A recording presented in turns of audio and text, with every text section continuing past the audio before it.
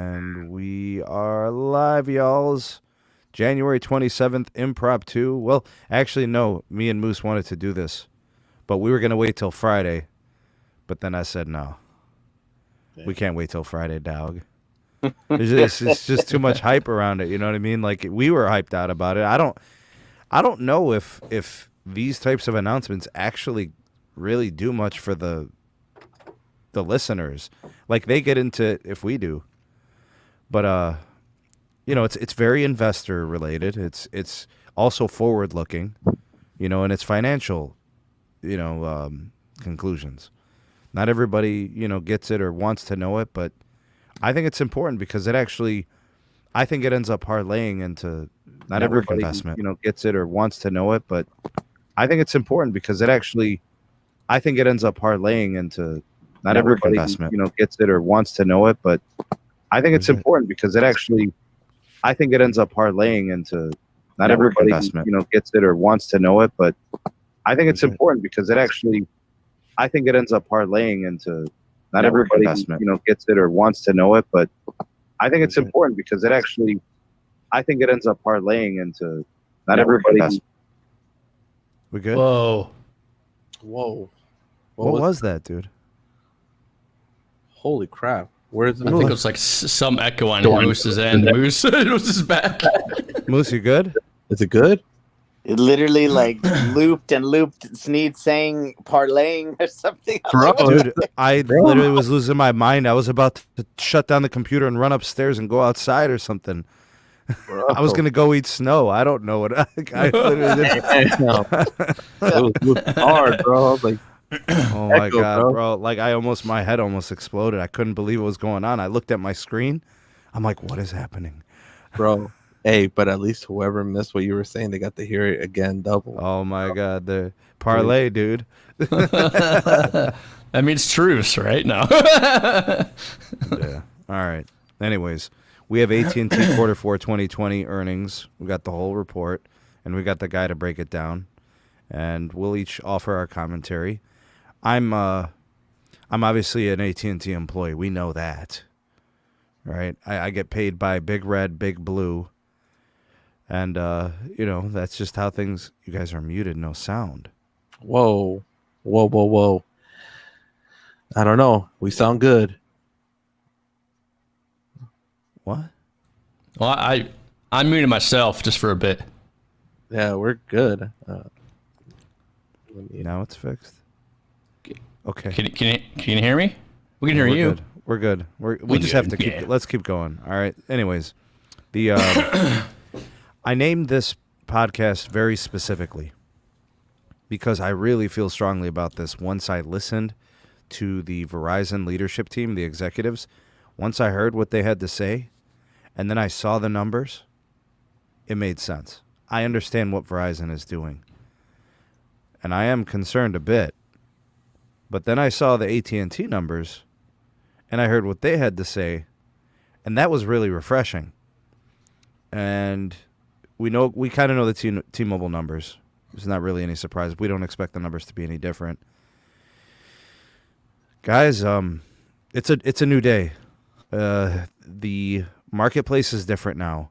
It's a different AT&T. It's a different Verizon. It's also a different T-Mobile because of the merger, obviously. Dish is still a no-show, right? They're talking about how they're coming to the party, but they still haven't showed up yet, right? They're the Cinderella with the pumpkin carriage. No, you know, we got nothing. They're the lost slipper. They're the lost. That's what they are. They're the lost slipper. Okay. The ugly godmother, the fairy godmother. Yeah. They turn into a pumpkin at 12 when they don't build a tower. They are the cheerleaders on the sidelines, bro. Oh, rooting man. for everybody else. All right, man. You got to call a spade, bro. We don't know anything really that's happening there. We know about some of the relationships, but the only numbers they're going to report are like Dish Network numbers, right? So their financials will probably not be great. I wonder if they had any gains. I know that Sling's been a problem. So, but anyways, we'll do that another day. I'll probably cover it on an episode of the channel. The quarter 4 2020 earnings and performance from AT&T. Let's recap it.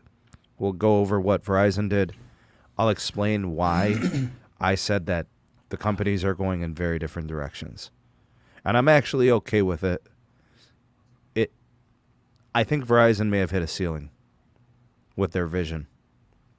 As is. They may have hit a ceiling.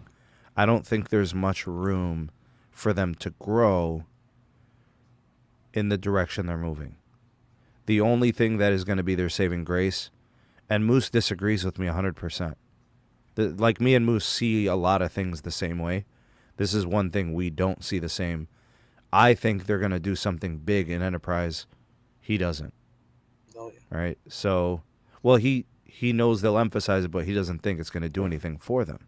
He doesn't think it's going to be substantial. So me and him see it very differently. But I'm going to save that till the end because that's all conjecture. Let's just talk the facts. All right? Let's look at the numbers here. Quarter 4 2020 earnings for AT&T.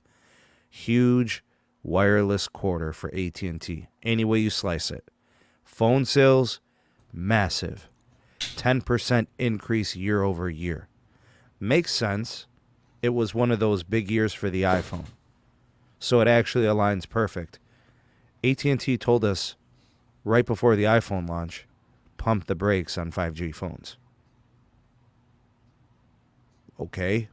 Pump the brakes, and then it ends up being the biggest reason you had the biggest quarter in like 8 years. Whatevs. Huge wireless quarter. Upgrades were up. I think the phone sales were up 10% year over year. The upgrade rate went from 4.8% to 6.5%. So that's substantial and notable. Aggressive promotions, the iPhone 12s, the huge trade-ins that they offered people to, bring in their old phones. They offered the same deal to new and existing customers. They didn't alienate anyone. No other carrier was doing that.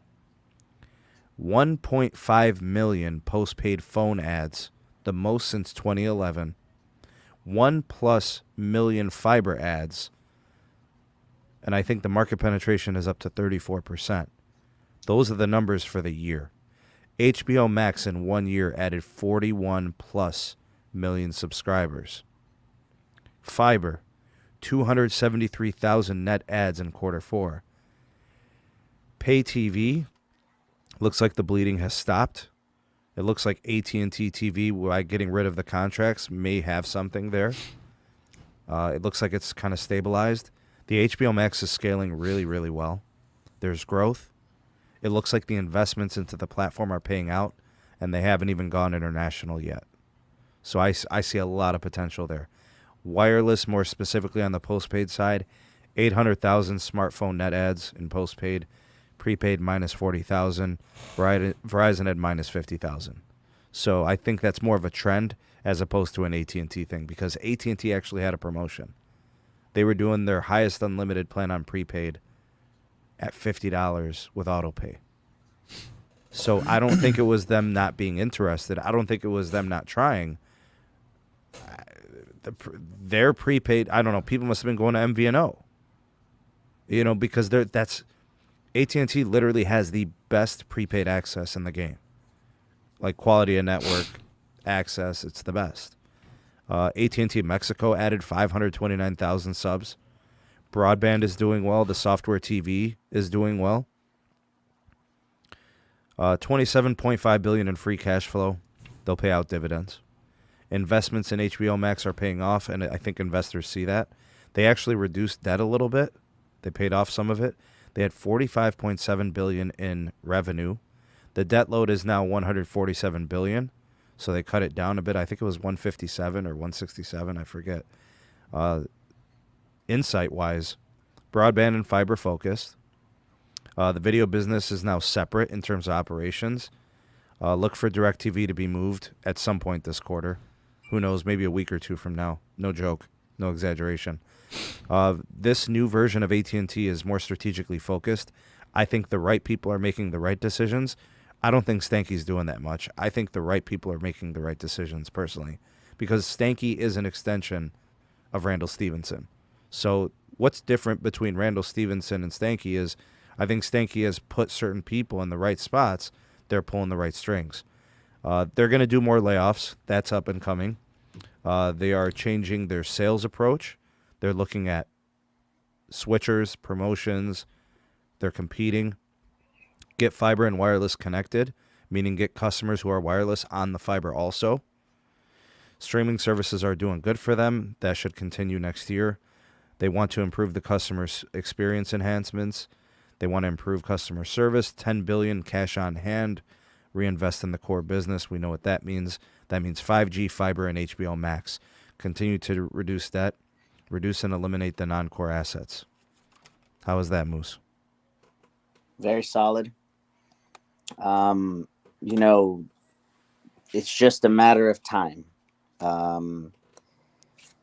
We have probably the most unprecedented quarter in the last 10 years because nobody thought that AT&T would be able to do this. Everybody, from the investors, the consumers, from the pundits, everybody said AT&T would never be able to compete with T-Mobile because T-Mobile does whatever it takes and does not care if it's a high-end, low-end, or mid or a low-end consumer price point, right? They get everybody. Well, guess what, ladies and gentlemen? We just saw the biggest restructuring of that mindset ever. Because for the first time, Sneed and I, we went on record and said, wow, Verizon is no longer competing for the low end. They're not competing. AT&T is competing. And Verizon is pushing up the mid-range, trying to get them up to the premium. Yep. You know, they're trying to basically tell people, you don't even have to buy TV anymore. We're going to give you all the streaming you need. Just go to our premium plan. Yep.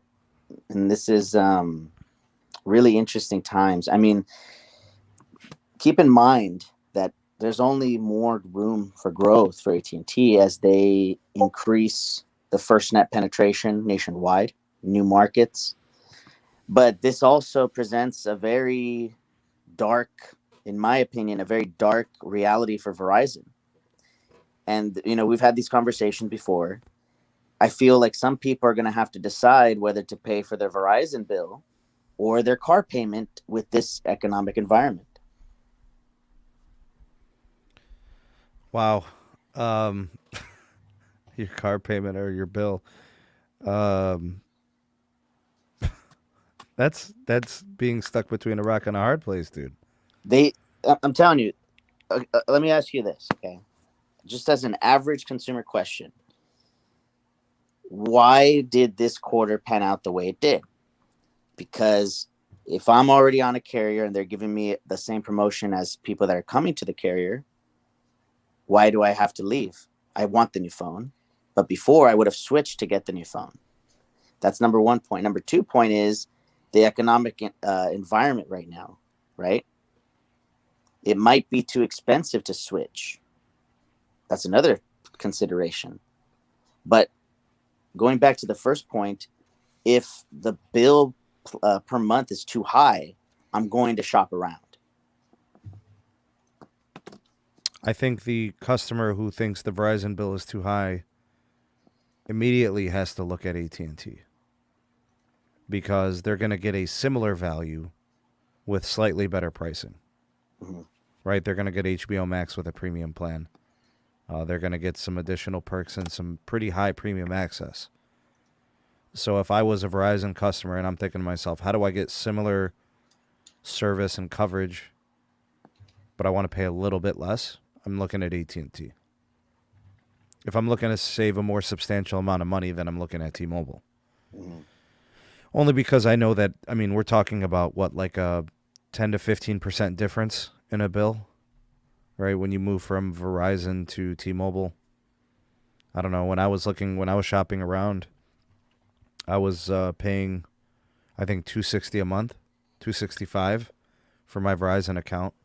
And then I put the same plan built into a Magenta plan. It was like $220. So it was $40 on $260. 15-20% maybe. Right? So I don't know. Mm. I think but it's pretty clear and evident that Verizon's not budging. They're not dropping their pricing. They're not going to say, well, let's drop pricing 5%, 10%. They're not doing that. They indicated in the earnings that they're going to focus on premium. And that indicates that they're not going to be actively hunting for new customers. Mm-hmm. Unless somebody does not like the AT&T service and can't use the T-Mobile service. They're staying with Verizon. And I think Verizon sees its churn rate and it's like, okay, well, what we're doing is enough to keep our customers. We're just not growing. For the first time in recent memories, I spoke to a stronghold, long time, 30+ year Verizon family. And this last quarter made him do some very interesting moves, Sneed. For the first time, he was shopping around. What are my comparables? Number one. Number two, do I have access to other internet options for home? Some places are monopolistic, right? Only have one ISP. Right. This quarter made me realize that a lot of customers are in that mode too. They want to see if they can save money. One of the things that is really interesting, though, is that specifically the high-end paying AT&T and Verizon customers are looking for those deals. Yeah. That's why I'm like, interesting. A lot of people are dropping down, right, to the starter plan or to which one is it? Play More? Yeah, Play More. Yeah, Play More. Yeah, they're going to the Play More plan, regardless of if they get the benefits of the premium features or not. Because some people, regardless if you go from the Play More to the Do More or whatever, the highest possible plan, they're still going to be getting the same network experience because they are in a saturated, very congested market.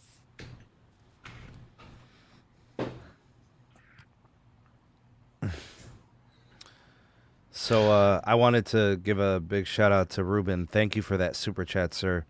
These have been few and far in between lately, but the super chats have been hard to come by. Thank you, man. I appreciate the generosity and I appreciate that, donation very much. He said T-Mobile reduces the gap some more as Verizon struggles during quarter 4. So let's kind of let the cat out of the bag. Verizon's not struggling, but they're not really growing. But they're executing to their plan. They didn't say at the start of the quarter, the start of the year, or at any time during the earnings report, they didn't say we're out here looking for new customers. They never indicated that. In fact, during the earnings report, they said we are trying to get more of our customers on Premium Unlimited.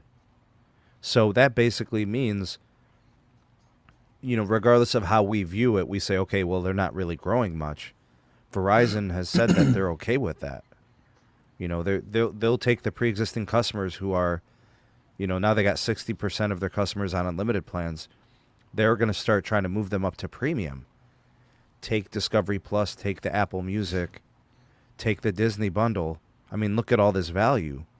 Just go ahead and move up to a better plan. Don't stay on the starter. Come on up to the Play More, Do More, Get More options. The promotions are for devices. They're not for the plans.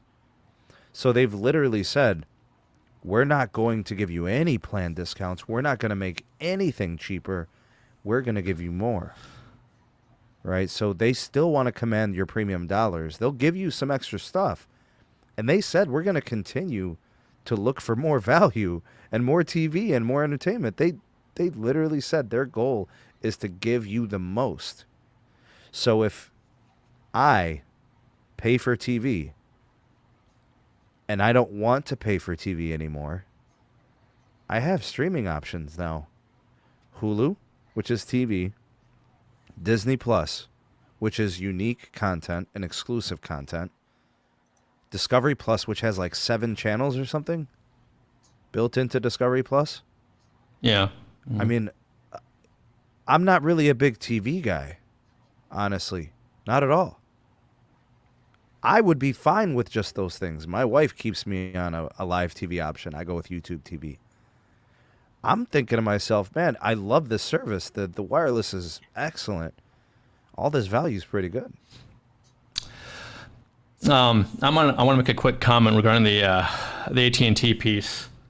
All right, so we have 800,000 postpaid subs. Equipment revenues 28%. Okay, they're up 28% now. The AT&T, they had the iPhone promotion was a BOGO offer. Is that, if I remember correctly? No, Everybody they were gets doing 100. straight up trade-in. It was they were giving you $700 for your old phone. Yeah, you're okay. Yeah, but it was the best value, I think, better than Verizon and T-Mobile and stuff like that, right? So you have these equipment revenues, up 20%.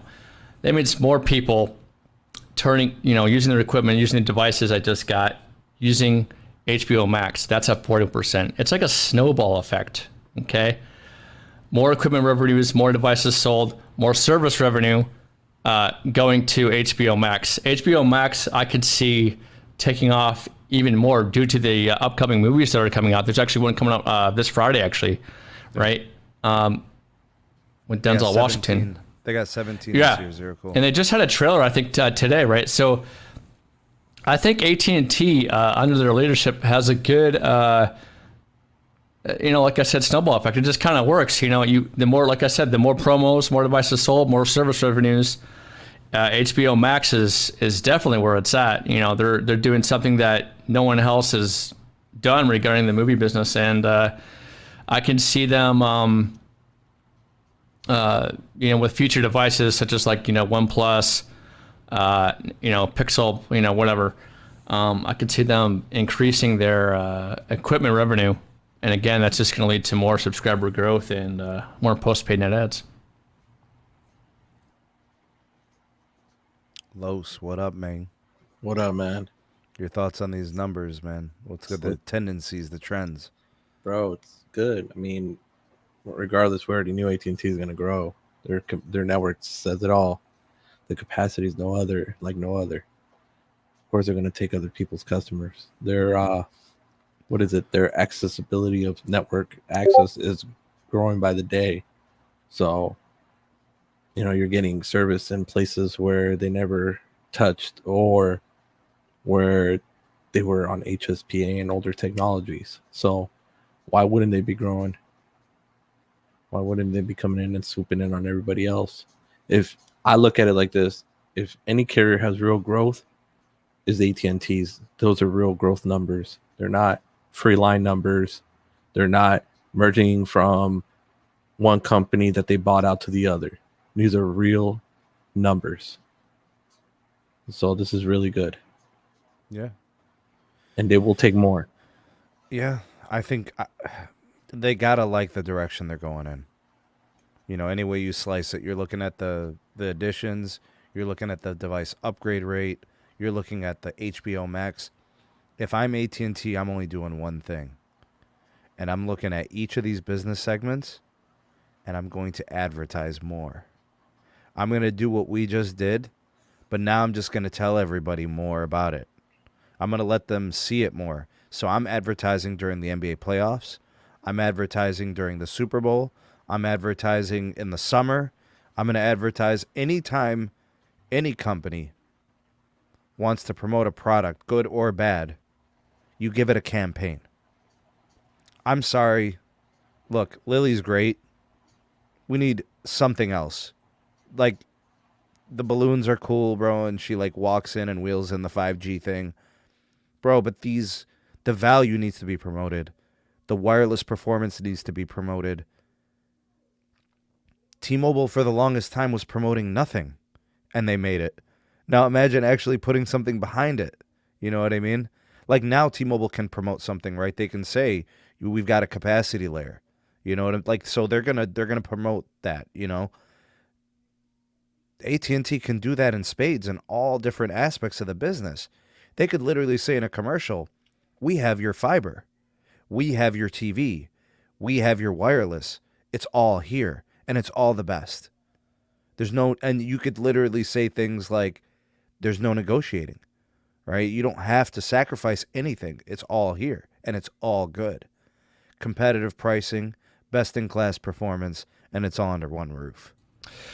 Yeah, I made a comment in the past a while back about it's not the delivery of service, it's about the content, right? Remember me saying that? Yeah. And this just speaks true. Like, the content, especially with the HBO Max, oh my gosh, like AT&T should just advertise that till Kingdom Come. Like, the content on that platform is just, it's really good. Plus all the movies coming out to it. It's just, it's something that the other carriers, Verizon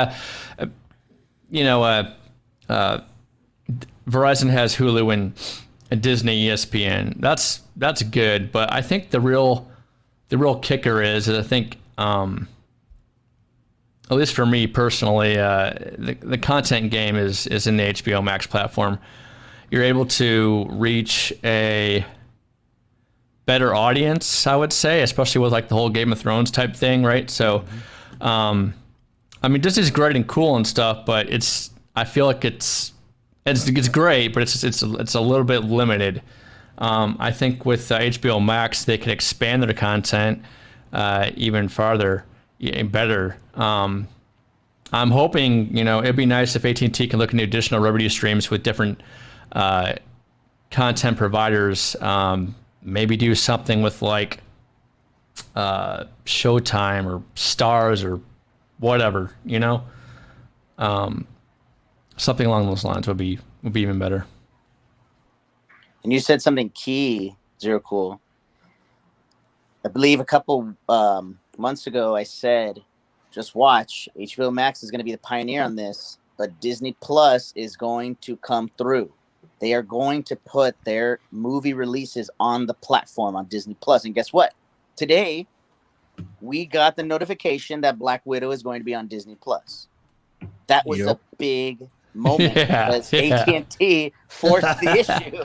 Yep. You're right there. Oh, my God. Which is nice, It's good. That gives good competition. Yeah, good competition, good content. I desperately want T-Mobile to find some type of content niche that everybody would like, because that's just going to drive a competition and more choice and even more content from the other two. Hopefully they'll have something soon. Yep.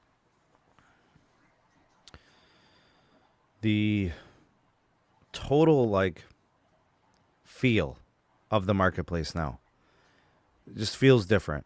Right, so this is kind of what I introduced or brought in the podcast with. The companies are moving in different directions. T-Mobile gained a ton of market share with the merger, and they're still looking for more. I'm not really sure about what to make of the additions because of their free line promotions. I don't know what's what. I don't know about Sprint migrations. I don't know any of that stuff, so I can't comment. It's all purely speculation because they'll never disclose it. So I don't know, dude. I just know that this was a killer quarter for AT&T. I'm looking at these numbers. If I'm comparing Q4 2020 to Q4 2019, 255% increase year over year in additions. That's not a joke, dude.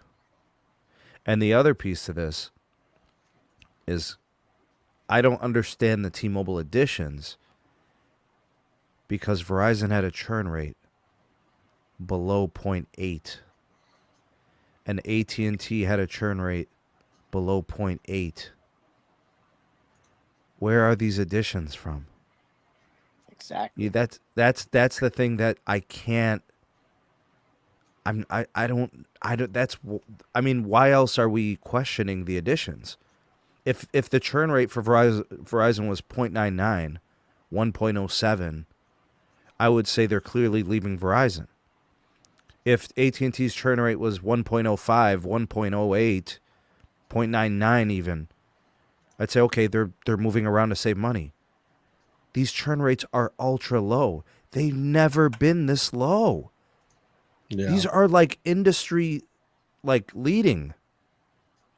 There have only been a couple of quarters in the last 4 years where I've seen this. There's no movement out of Big Red or Big Blue. Where are the ads? From where? Are people leaving prepaid? We thought it was the other way around with the pandemic. It's a possibility. I mean, with the postpaid, you do get the like I said, the upsell on content, right? Let me get your opinion on this. Do you think, the subscriber growth trends for AT&T and T-Mobile? I think they're going to go head to head the next 3 quarters with the 800,000 to 1 million. I could seriously see that. They're leaving Verizon probably in the dust. We've been talking about this for a couple months now. And, yeah, Sneed knows what I'm about to say. Every month when I look at individual markets, Verizon is losing 0.1 to 0.2 to 0.3 market share points, percentage points per month.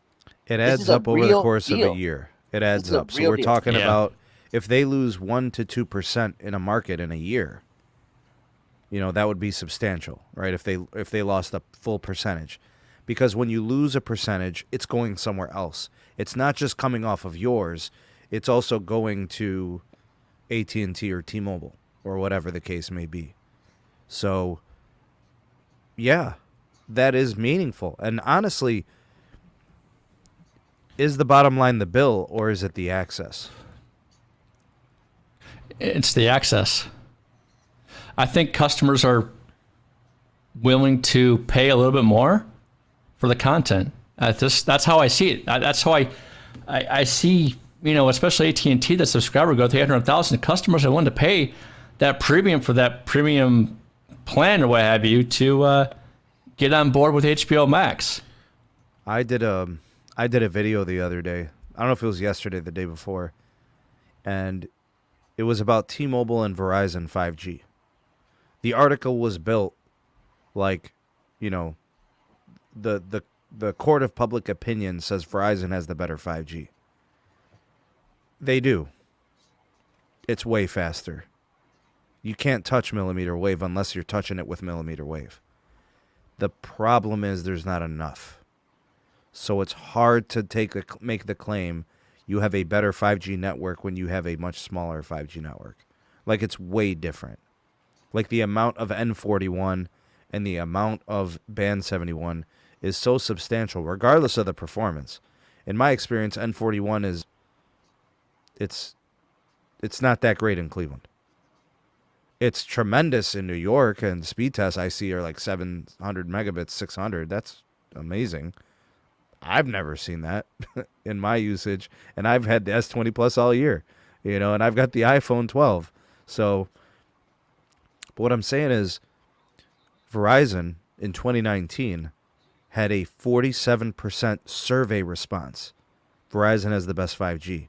That went down to 43% this year. So let me explain why that matters.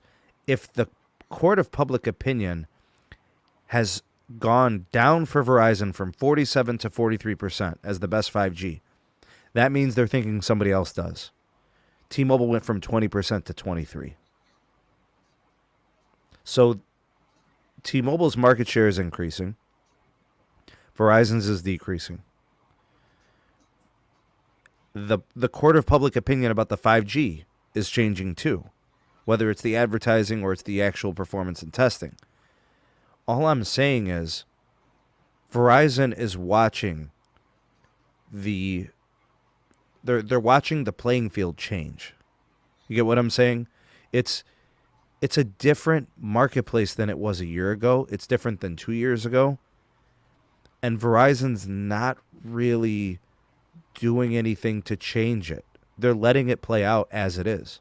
They're continuing to build out millimeter wave. They don't care about what anybody has to say.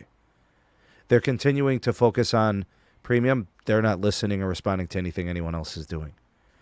Hans Vestberg literally said today in a tweet, "We're trying to be the best Verizon. We don't care what anybody else is doing." They're not responding. They don't care. So if you don't like Verizon now, you're not going to like them in a year. And you won't like them in 2 years. If you like what Verizon is doing now, you're going to continue to like it because they're going to continue doing what they're doing. Millimeter wave, ultra wideband. We'll see the C-band come into play. Tower densification. premium plan pricing, giving you more streaming options and more value that way. They are not doing what T-Mobile's doing. There's not a free line. Nobody is getting a free line on Verizon. If they tell you they are, they're lying.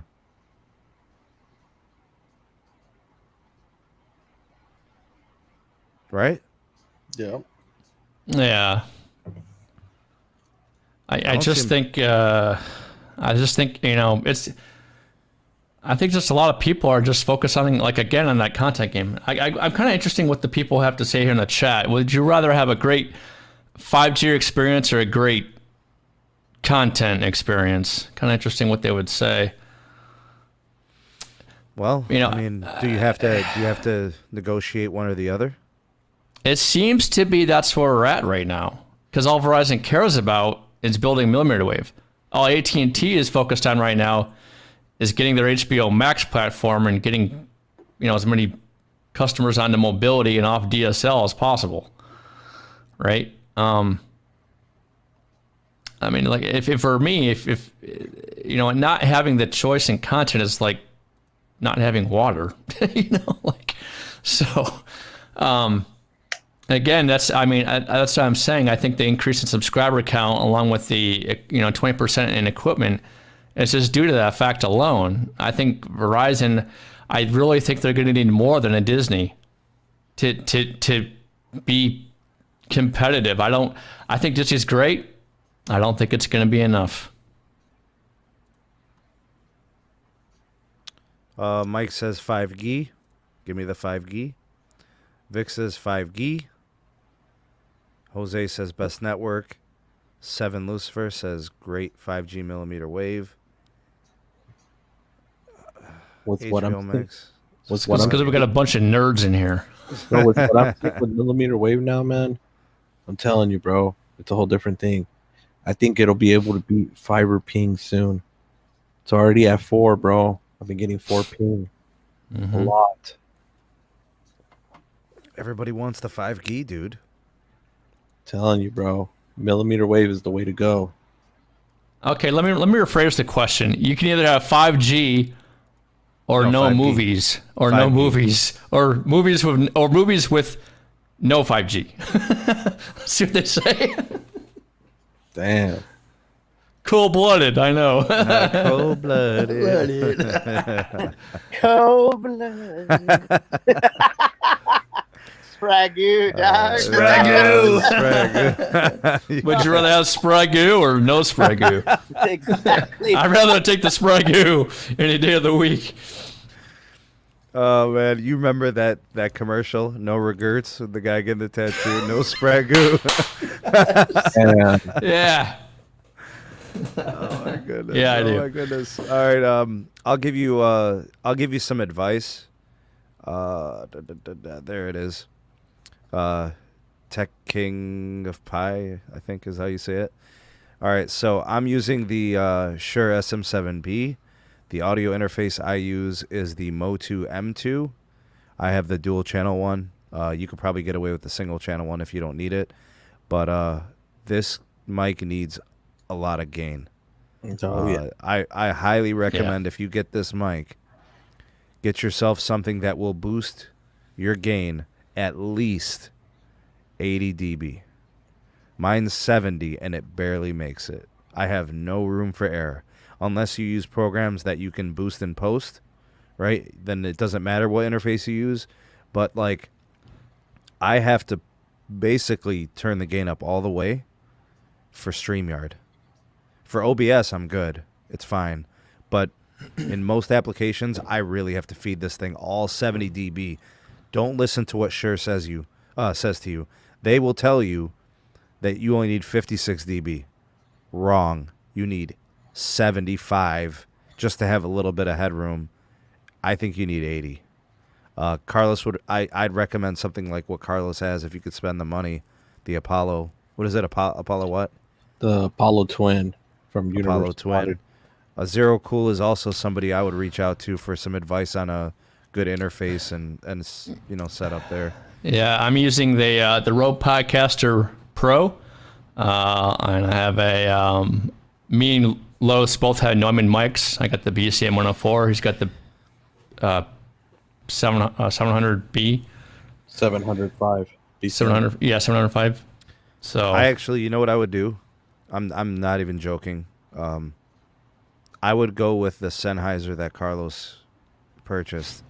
There's a dynamic mic that Carlos has that is absolutely tremendous, and it just doesn't need the gain that some of these mics do. Get something like that, dude. It'll cancel the noise in your room. You don't need to soundproof anything. E945. Oh my goodness. You know, it is absolutely fantastic. That is an incredible piece of equipment. It's an overachiever. It performs like a $1,000 mic. And it's probably a quarter of that, right? $250 or so. It was $260. Yeah, that thing is butter, bro. It's loud. It's got tons of sound. Yeah, it's great. It's tremendous. Yeah, it's good. You know, it's a good mic. You're actually too close to it right now. Because the other one you got to get close. This one it's booming, dude. How about right here? Still good? Yeah, it's good. Yeah, it's good. Damn. This one's for the win, bro. I guess.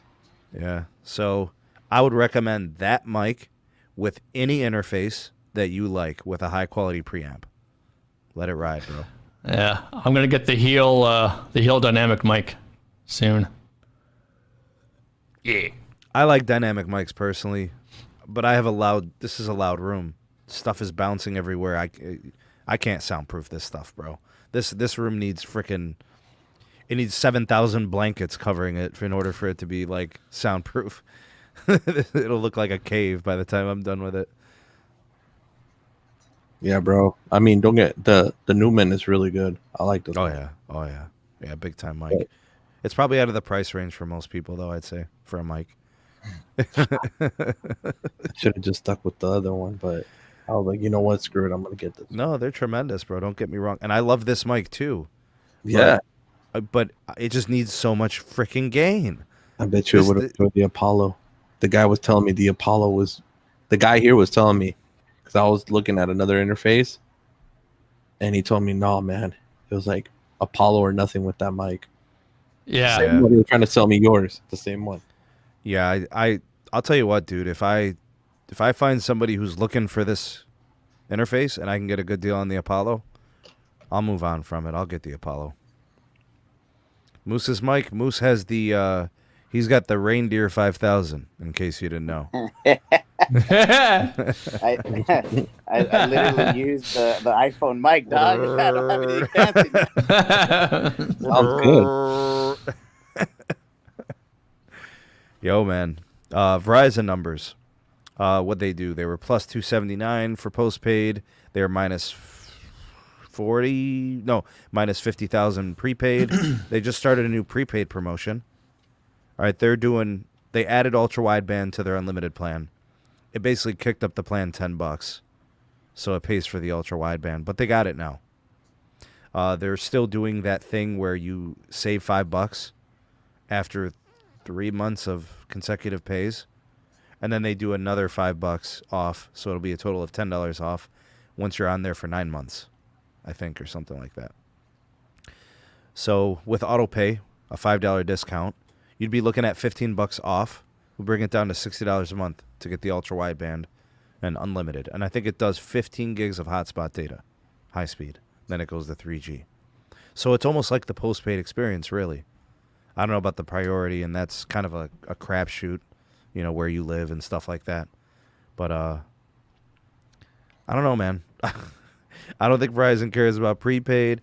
I don't think Verizon cares about the entry-level customer when it comes to postpaid. They really want people on that premium business. Something interesting that I just got a text message on. I'm so sorry, Carlos. Go ahead. Go ahead. No, go ahead. We're talking about upselling the customers, right?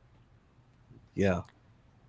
One of my aunt's friends, who I referred to her back in 2019.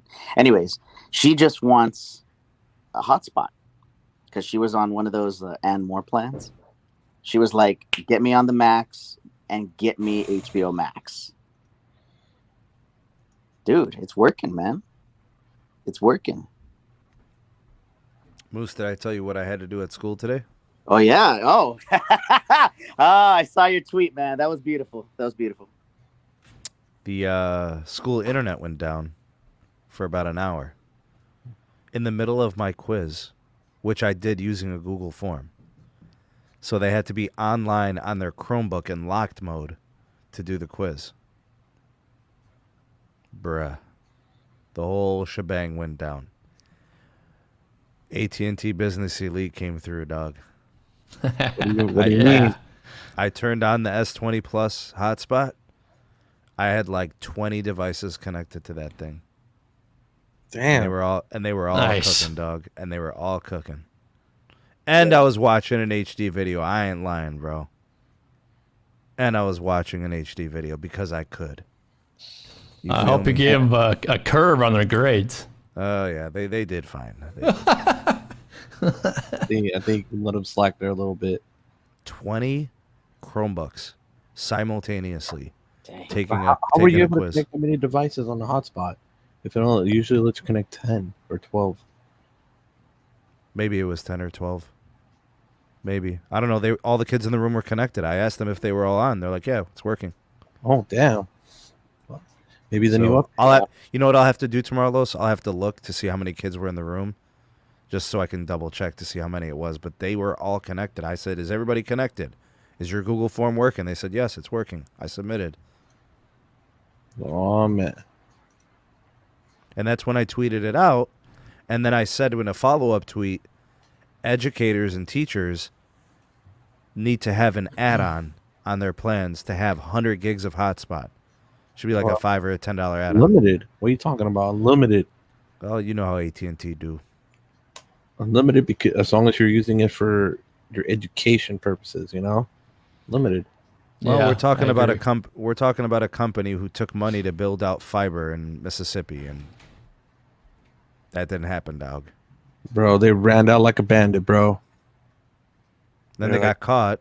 Then they got caught, and then they had to backtrack like- and go back in there and build out the fiber real quick. Yeah, right, bro. They're just gonna put a string, bro. They're gonna be like, "Yep, there's the fiber line, bro. You got you." And they pocketed 700 mil, bro. You know, you gotta find the shortcuts, man. Yeah, that's terrible. Nah, they're gonna do it good, bro. AT&T, Yeah. they're changing their ways. Yeah, but they gotta be watched over, dude. Mississippi needs it. Yeah, Bad. they do. They do. Good lord. They are really, really underserved. It's really bad. Yeah. Mhm. Yep. Oh, interesting thing, Sneed. You know how I've been testing these prepaids, right? Yeah. Well, all I'm gonna tell people is do not abuse Net 10 or any track phone services internet. You abuse it, good luck. They'll blacklist the hell out of your phone. Wait. My phone got So blacklisted, bro. okay, so how do they get away with blacklisting a phone because of network abuse? I don't know. I gotta call Verizon's fraud department, bro, and figure it out. So what I'm saying is, how, if they really care about network abuse, or why, if they really care about network abuse, do they allow it to happen in the first place? Where is the cap and the failsafe? I mean, don't know. usually with roaming, they gripe about that, but it's just other than that, I can't see how they would get away with something like that. You know? Bro, you know what was crazy? Is when I was using hotspot, it was counting it as regular cellular data. So the hotspot data hasn't been touched. It's still there. It's amazing. And I heard somebody else is having that same. Yeah, I $10 should have just given them all zeros. That's what I should have did, right? They were in the middle of a quiz. I should have just given them all zeros. Oh, hell no, bro. This guy, man. But you know what's crazy though, bro? Is somebody else is experiencing that on Boost. What? They have the $10 plan. It's not even using their data on an unlocked iPhone. What do you mean? Bro, it's not counting towards the data. You only get 1 gig. They've been blowing it up. And they said, and he called customer care. Customer care told them you have not used not 1 megabyte of data. Not one. I don't know what the heck is going on, bro. You know what I should have did? I should have took their mom to Yard House. That's what I should have did. Real talk. Due to that network outage. You know? It said wine, dine, and that's it, bro. I won't give you all A's, but I'll take you to Yard House. Like, I'll give you A's. You know what, guys? Today in class, you all get A's. So how's this happening, Carlos? Is this Let's see. There you go. is this really happening? Yeah. Enjoy it while it lasts, Jose. Enjoy it while it lasts. They're gonna ask for their money. We'll blacklist them. Blacklist him too, like they blacklisted my ass. Damn. I still I don't can't understand what type of systems failures are these. You know what I mean? Bro, it's crazy. I was like, what the heck, dude? I was trying to put the IMEI in and it said device is not eligible. I'm like, what the hell? Bro, you mentioned Boost, right? I'm getting like the daily video comment. You guys know I read all your comments. I hope you guys realize that. If you comment on my videos, I will read it. All right. There's only a couple people that I pretty much just flick it away. Most of them I actually read. And a lot of the commentary on the Boost videos is so negative. This is the worst. It's slow. I can't do anything with the service anymore. You know, ever since they switched to this 35 gig high speed and then, 2G speeds the rest of the month, they're literally telling me that their phones are useless for like 2 weeks. So switch. What's the problem? They don't. Moose, they literally don't want to move. They don't want to pay more. They don't want to do anything. They just want to go on my videos when they're on Wi-Fi and complain. God. Bro, but it's no problem. AT&T prepaid. Cricket. I've been trying Cricket. I don't know. They just don't want to leave. Like they don't want to move. They don't want the trouble of the porting process. I don't know. I just remember saying about Dish Network, I remember saying they won't do anything until the second half of this year. It's looking to be that way. And they're going to run out of time on their obligations. And take on those fines? At the rate they're going, I wouldn't be surprised. Charlie's a gambler, bro. He'll be here in Vegas and he'll make the money over a weekend. No problem. You guys hear about that? You guys hear about the Apple numbers? Oh, The what? God. Apple. No. $100 billion quarter. Damn. What? $100 billion quarter. Damn. I'm helping them too much. Moose, what was AT&T's annual revenue? 27 billion. 1 quarter. 4 times. So AT&T did 27 billion the whole year. Mhm. The whole year. Apple did 100 billion in Q4. Damn, bro. I'm helping them out too much, man. That just makes you sick. Woo. It makes me sick, bro. And then Tim Apple said we don't have a monopoly in the smartphone market. Oh yeah, they do. They do. But they make me money too, bro. So it's okay. We share a bond. Bro. We share a bond. Go ahead, Moose. Your world, bro. Go Oh ahead. no, I was just gonna say. So, we've had a little bit of testing. You've been testing FirstNet. Mm-hmm. I've been testing T-Mobile and SoCal. Soon to be Verizon, right, Carlos? Oh, by the way, thank you, Carlos, because of your generosity of providing the eSIM, we are exposing the magenta. We are exposing the failures. But Zero Cool RF, thank you so much for being so receptive. The T. Listen, it's called the T. All right, the T. I'm only one guy. What am I going to do? Hold on. Whoa. You're calling the T. There's only one person that's allowed to do that. Oh, where the hell are you, Maverick? Maverick, where you at, bro? Because he loves the T, bro. He's talking about they haven't taken, bro. I'll log into my Sprint account right now, bro, and I'll show them that everywhere, all the messages where they're saying TNX sim, TNX sim. They sent me the text messages. You're gonna be forced, bro. The thing is, he's probably holding off because he doesn't want his plan access to change. You know, like the way that they do like deprio, the way that they do, you know, tethering and hotspot and, you know, all that other stuff, you know. Bro, Because you're gonna his keep account's going to change, you know. No, you keep the plan. It's just a SIM card change. No, they say the network access changes. Yeah. You like your video resolution changes. Well, it's already changed. Get 100 megs down on. Now I'm lucky if I get 9. So it's already changed. So what does it matter? And then some key point that Tyrone was mentioning to us earlier. Stanky said very cryptically, we already have plans to deploy, and I'm paraphrasing, I'm not quoting. We already have plans to deploy the new Spectrum later in this year with new equipment on the cell sites. So it's coming. Yeah, Nokia has the radios are ready for deployment in the first half of the year. They're going to have the equipment ready to go. Surprisingly. So, yeah. I mean, I don't know where Ericsson stands on that. I don't know where Samsung stands on that. But Nokia has made it clear they are ready to distribute all the equipment. Antennas, radio heads, macro, micro. Ready to distribute with how many manufacturer flaws? With how many circuit boards that are going to fry? With what type of resistors that probably are leaking as they're sending them to the vendors?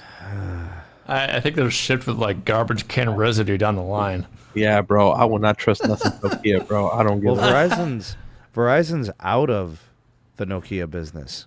Yeah. They've already moved on.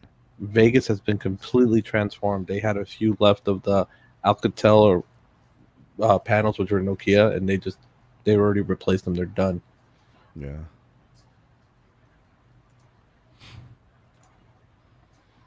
So the one to watch is Samsung.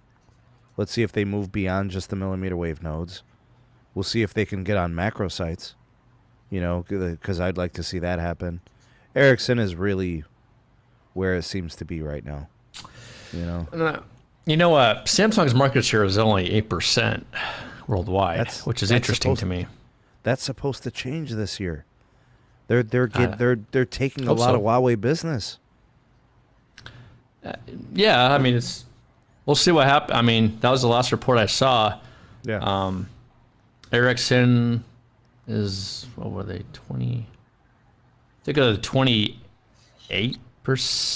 and Nokia is 26%. Matt, the reliability piece is more than software. I mean, there's a manufacturing process to this, you know. Do you even trust the software from Nokia? I'm telling you, there's so many software issues. Yeah. With Nokia that I have to deal with. It is. Yeah, but they're talking about the inter-carrier aggregation we're going to see with N41, N71 is all because of Nokia. Well, yeah, that's true, but it's just. And it's going to be problematic. It was very problematic for Sprint N41. That's why they started doing Samsung panels. They gave up, bro. They're like, you know what, man, we got to go Samsung. PA Tech, why? Yeah, it's true, bro. Why? It's true, bro. It's true. No. It's not true. It's true. Hold on. It's not on yet. Yes, exactly. The network isn't doing it yet. It's not that the phone doesn't do it. Keyword. 2022 or 2023? Which one? Let's throw some year numbers here. Is it going to be on in 2022 or 2023? Because it's going to be on this year. I have a more answer to that. It's going to be 2022. Okay. The reason why that is because we're not out of the NSA game yet. Now, if you guys remember, AT&T was kind of supposed to launch this big hubbub about SA during the first January, February, and it's just the problem is that the OEMs just aren't ready to deliver a full. I'm talking about Ericsson and Nokia. They're just not ready to deliver a full SA solution across the board when it comes to the RAN equipment. They're still working with the growing pains of the MS and the NSA. The reason why that is because you're going to be the goal is to kind of carrier ag your NSA bands to your SA bands, right? And that's kind of like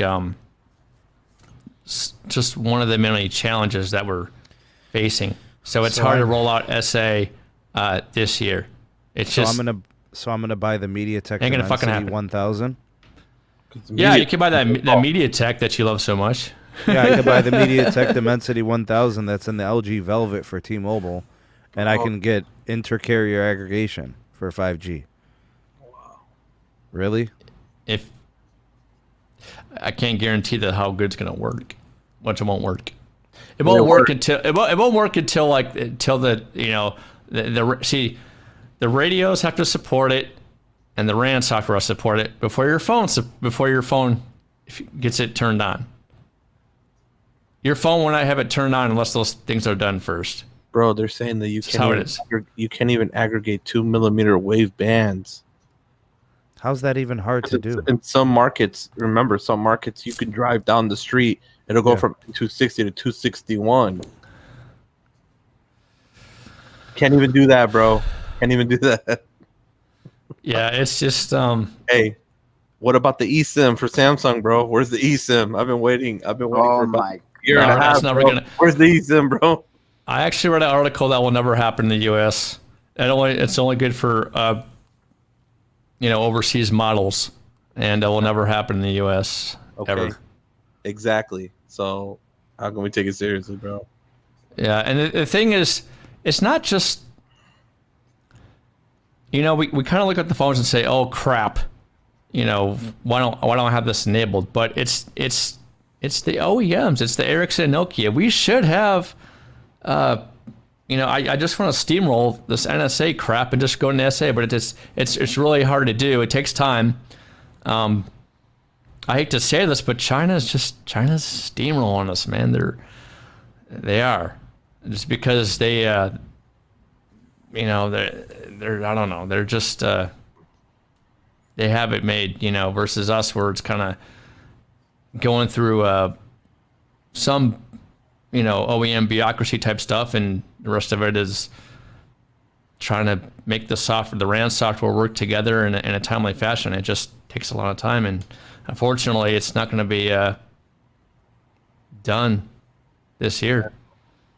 So no layer cake, no pound cake, no cake, huh? No clown cake? No clown cake. No zebra cakes? No zebra cake either. Not yet. Bruh. This has been the most depressing 2 minutes of my life.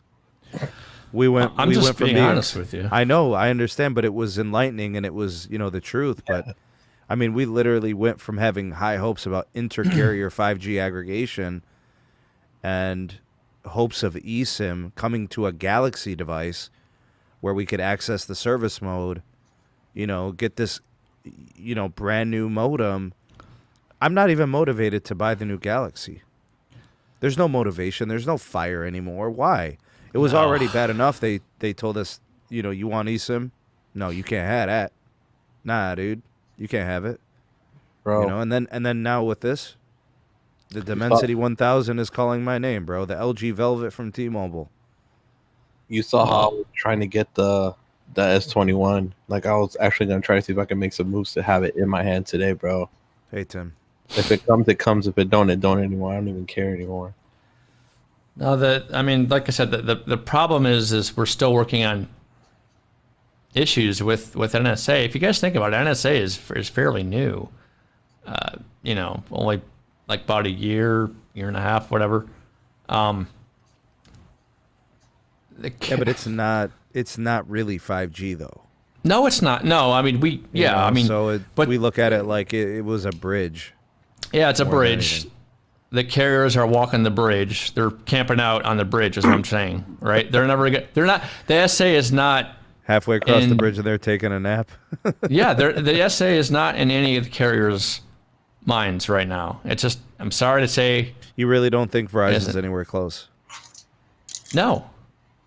I think by the iPhone 12s, which is coming out in September of this year, by the time, a couple months pass, I think that's when we'll see a lot more of the software technologies like we're talking about right now will be deployed into the network. Right now, this quarter, they're still trying to get, NR on every single cell site, band 41 on every single cell site, migrating band 5 to band 2, band 66, band 30, band 12 to NR, right? Across the board on all markets. That's the strategy. The core is ready, but the core latency is not. The latency needs to go down still. Where is it? Where is it? I believe that by the end of this month, the testing has completed. So February, the FirstNet core will be turned on for 5G. For AT&T SA, I think that they're going to push it back because right now the customers aren't hungry to just constantly be on 5G. I think, Carlos, we've been talking on the live streams, if I switch back from 5G to LTE, it still works. It still works pretty damn good. It's getting better. Yeah. Right. The issue right now that we're trying to tackle, and this goes for all carriers, right, is we are trying to make sure the NR bands can be carried and work well seamlessly with any type of chipset that supports NR before SA is even through, and plus the bandwidth too. It's to get the carrier right, the bandwidth all in the marketplace before SA is even put to fruition. As sad as the reality that is, but that's just, just trying to keep it 100 with you guys, and that's just how it is. They're cool. We even have some sites that don't even have full carriers of the spectrum that's available in that area. There's still so much to do. You cannot have SA clusters or SA anything until you get the carrier aggregation added correctly and the bandwidth allocations added with NR first. You cannot launch an SA system until that is done, because you have to think about it, guys.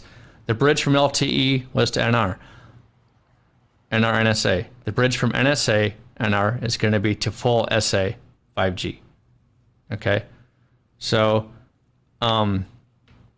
that's great if you have a phone, you have a future-proof phone. Unfortunately, you're going to have to wait until this happens. So, sorry to say.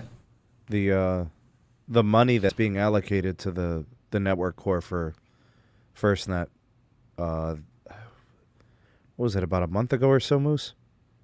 There was the story that came out about the big investment that was going in from the FirstNet Authority. Yeah, it was late. It was late, and it was about $500 million. Yeah. Just for the network core and 5G research. So that we're a year away from that even really being on the table. You got to let that marinate for at least 6 to 8 months before we hear the next piece of news. Expect something in Q3 to hear something, and then maybe early 2022, and then by then the C-band's a thing. So it's going to kind of go together. The core is actually the easiest part. The core is the core. The vendors building it, right? It's Nokia, it's whoever else. Yeah, but to implement a core, that's easier than adding in a whole RAN network into a cluster of sites for market by market by market. Because all the markets have to go through the core, right? So you launch the core first, right, and then you get the markets done second, or in this case, forever. So that's why Verizon got their 5G core out. That's why T-Mobile got their SA core out, and as well as AT&T.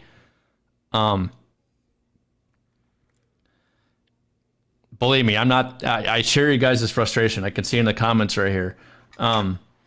Cake. It's Cake. Oh. What do you got? Red velvet? What do you got there, dog? I love red velvet. You got red velvet? Is it? Sweet bananas, baby. Oh, I had some tiramisu and red velvet cake. I guess the point I'm trying to make here is just keep eating cake, and then you'll eventually have some essay on your phone. And if you need some fascination of cake, just listen to your boy Drake. Pound cake. Pound cake. Remember that. Birthday cake. That's right. Yeah. Tim says T-Mobile way behind on deploying Spectrum because they have it. They just gotta, get it out there. Verizon is starved for Spectrum. AT&T likely first to SA 5G. Justin says, I think T-Mobile will have the first SA 5G network. What else? You know what the real issue is, Sneedman? So we would not be having this conversation if 50% of the user base already had a 5G phone. They'd be forced, to deploy this thing faster. That's the matter of facts. But you're talking about people who make $30,000 or $50,000 a year to buy one of those for $1,000. Right. So they're kind of reluctant to invest when they don't see it yet. Right, it's kind of like the chicken and the egg. Like what needs to come first? Do you build it and then they come? Or do you buy it and then force them to innovate? Because if you ask Neville, he says the OEMs are slowing us down. Our 5G is ready. Our standalone, they're going to always point the finger the other way. The manufacturers, the RAN, manufacturers, they're all telling you, here it is. We got it and we're ready. And then the carriers are saying, no, it's the OEMs and it's the vendors, and they just keep pointing the blame at each other. It's both. Yeah, it's both because over-promising and underperforming. No, it's both because the vendors, they have to develop the technology, the RAN hardware and the SA and whatnot, and the carriers, it's the money problem to actually they will say have some product to actually deploy and build some cluster sites and build some markets. It's both. Mm-hmm. And the reason why it's both is because they keep on pointing the finger at each other. Think about it. You got one guy arguing and saying, give me some equipment, or here's your equipment, but I don't have the money to deploy it. You know what I mean? Like it's horrible. And then we also need to mention Ericsson, in terms of the Western, world, the United States, for example, right? Ericsson is the pinnacle, right, of OEM technology right now. Yeah. Nokia, because of their poor leadership and management of the company and their direction, is why we're in this position. If Nokia was in a better... if they're more competitive? Right. If they were more competitive, they were more innovative, they would not have let us down.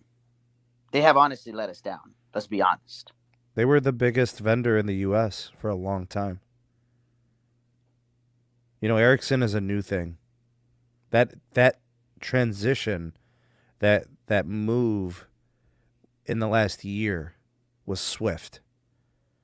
I mean, literally, most of AT&T's vendor hardware was Nokia 2 years ago. And the same thing with Verizon. They've moved to Ericsson out of necessity. And Verizon has moved to Samsung for nodes out of necessity. Yeah. Cost, performance. They weren't going to put Nokia hardware up for millimeter wave. What would be the point of that? You would have been replacing those within 6 months. Oh, God. Yeah, you'd have failures. Yeah, you'd have disconnects. It wouldn't execute well. Bro, it was horrible. When they had them out here, when they were testing them. Horrible. And I wanted to address something. Everybody keeps tweeting at me the story about the 5G boxes in people's front yards. If you have a problem with Verizon putting a 5G box in your front yard, there's only one person to blame. And I'm going to show you the picture of that person. Oh, That poor couple. So before you even say anything, nobody say anything. I'm just gonna put up the picture of the person you could thank because everybody wants to blame Verizon. Okay. It's actually not Verizon you need to blame. First name starts with a letter A. Yes. Last name with a P. Mm-hmm. AP initials. Yes. So here is the person who was responsible for those boxes in people's front yards. This is making me so stressed out, bro. I gotta take a bite of this Cuban sandwich, bro. Be right What back. Here he the is. hell is this? That's stressing me out, bro. This is him, bro. This is him. Jesus. If you don't blame Verizon, Verizon is actually doing what they are legally allowed to do. Here is the guy responsible for those boxes in the front house in Houston, the Houston front lawns of the residents. That's him. That's the guy. Don't blame Verizon. Don't blame AT&T. When T-Mobile decides they need to put up some hardware in somebody's front yard, don't be mad at the carriers. Bro, It's this guy. all I know is if they put something up in my front yard, bro, they better give me exclusivity access, baby. If not, bro, you already know me. I'm gonna go with the baseball bat and be like, cake, bomb. Take it out, bro. No, Goddamn, bro. I swear to God, I'll take it out, bro. But, hey, my property is money. If you have a problem with, any carrier building out 5G in your property, you're going to have to take it up with the FCC because Ajit Pai's FCC passed that law. They can do it. And they don't even have to notify you. Yep, it's all about right away. That's the problem. The problem is I think these people are expecting courtesy. A note on the door, hey, in a week we're going to be here. A knock on the door, hey, we're here. We're installing this hardware right here on your tree lawn. Hey, I don't want you to do that. Why are you doing that? Hey, look, we got permits from the city. This is the law. We'd love to work around you in terms of the timing, when we're going to do the installations. Try to work with the residents in that way. But the law says they can. You're going to go to court and lose. Are you ready to have your city take Verizon to court? Because that's what it's going to take. There's going to have to be litigation, and Verizon's going to win. Yep. All carriers are going to win now. And that's good, right? Well, it's good for the network building, and it's going to aggravate these people. And this is why I was saying Verizon needs to find a way, any carrier for that matter, Verizon's going to need to find a way to approach these people in a very diplomatic fashion. Look, we have a legal right to build this here. I'm sorry, but we have to do this. Is there a time that works best for you? We'll try to accommodate that time. Bro. What else are you going to say to them? You can legally do that. Me, this is what I would do, bro. So I'll be like, you know what, man? Mr. Verizon, Mr. AT&T, Mr. T-Mobile guy. You know what? I'm gonna go to the city and I'm gonna make a new parcel on my property. That little parcel you need, I'm gonna make it for you, and you can buy it from me. No problem. Then you can do whatever you want with it. Mm-hmm. Yeah, parcel it out, bro, and make money. Why not? They need it that bad, bro. They're gonna pay you $200,000 if they have to. I mean, legally, it's your property, bro.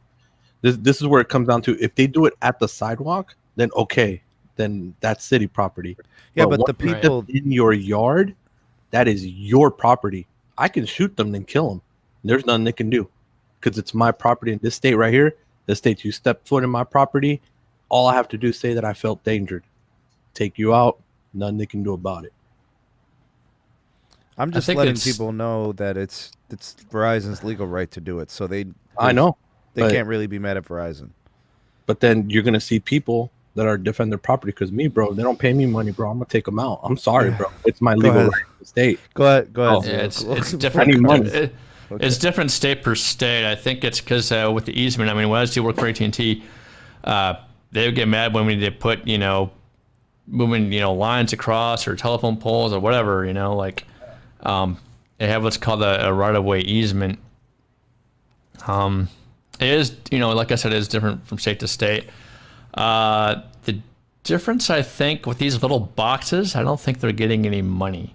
The customers are. It only happens when you erect a cell phone tower there, because because the little boxes, they're actually classified as like the equivalent as like a telephone pole type of thing, to where it's the right of way, versus a tower where that's actually leased on a landowner's property. So that's the difference. You have right of way city versus landowner's property, to which the carrier will pay you a lump sum of $2 or $3 grand or whatever it is for that 10-year lease agreement. Right. The way that this law is built is actually to make the carriers not have to spend money. Yep. That's really the way it's built. That's at least they could be like, you know what, we'll give you priority access on our network, or we'll hook you up. I don't think you're able to negotiate anything in this. I think they're just building these boxes and walking away. Yeah, but it's true. They are. They can't negotiate anything with them. I've been reading some reports where customers have been trying. They've been mad. They've been trying to go to the city. Look, just Carlos. You and me are gonna put the dude in a Peruvian necktie. Exactly. Not everybody else is though. But you see, that's why they're not going. This is why I've noticed that they're not pushing it here in Nevada, Arizona, and Utah. You want to know why? But these are the only states where once you step foot in that sidewalk, bro, Texas is like that. Texas is like that. Texas, it might be, but they prosecute. You still will go to jail pending investigation. Here you don't. Your car is an extension of your property here. Literally in your car, you can roll. If somebody came up to your door handle, you could take them out, and it's legal, justified. I'm a little interested in a way in this story because I want to see how the Houston situation pans out. I want to see if the people fight. I want to see what the outcome is. I want to see if the FCC addresses it, because we now have Jessica Rosenworcel, who is not Ajit Pai's friend. They do not agree on anything. She sees things very differently than a Republican FCC would. She voted against the merger. I'm sure she wanted no parts of this. She will probably, I don't know if she'll have the opportunity to act on net neutrality, because she's acting commissioner. She's not. Yeah, so like a new one will be reappointed at some point. Maybe it'll be her as a full timer or whatever. But I think it will be. It could be, and I think they're, because the FTC also has the new commissioner is also a woman, and they were all carryovers from the more Democratic side of things. So getting a little on the political aspect of things, if she is going to act on the ways of what we think she might, this is conjecture. We don't know till it happens. She could look to move away from that freelancing that the carriers have with these 5G boxes. See, but here's the interesting thing. These aren't nodes. I know. We're talking about boxes with what I would assume is a bunch of hardware infrastructure, lines and fiber and switches. You know what I'm saying? Yeah, it's used to pass. They're actually designed to pass 5G data traffic. That's the purpose of them. Yeah, so it's the hardware needed to relay the traffic, right? Yeah. Give the people some access, bro. I think a lot of these people wouldn't care if you give them like a Carlos, they want to sell it to them. What do you mean? Yeah, but some people, bro, will be like, hey, you know what? Since we put it in your yard, we'll give you 15% off your bill for as long as you remain a customer with us. Bro, do something like that. It's, even though it's small, 15% is small, but in right now today's times, that adds to a lot. Yeah, they're called equipment cabinets. I've heard that referenced. Referencing term. Yeah. If they did something like that, bro, I think a lot of people would not object then, because they're getting incentivized in a way.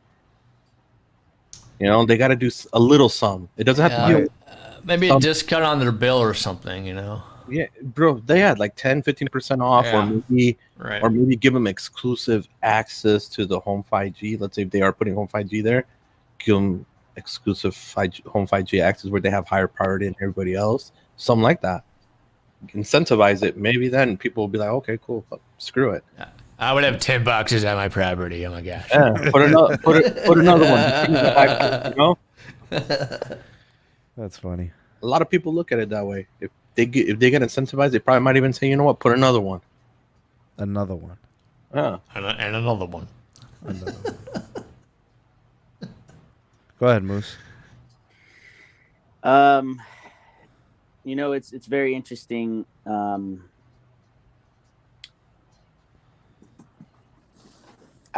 really excited for this year. We're seeing the massive investments come to fruition for all companies.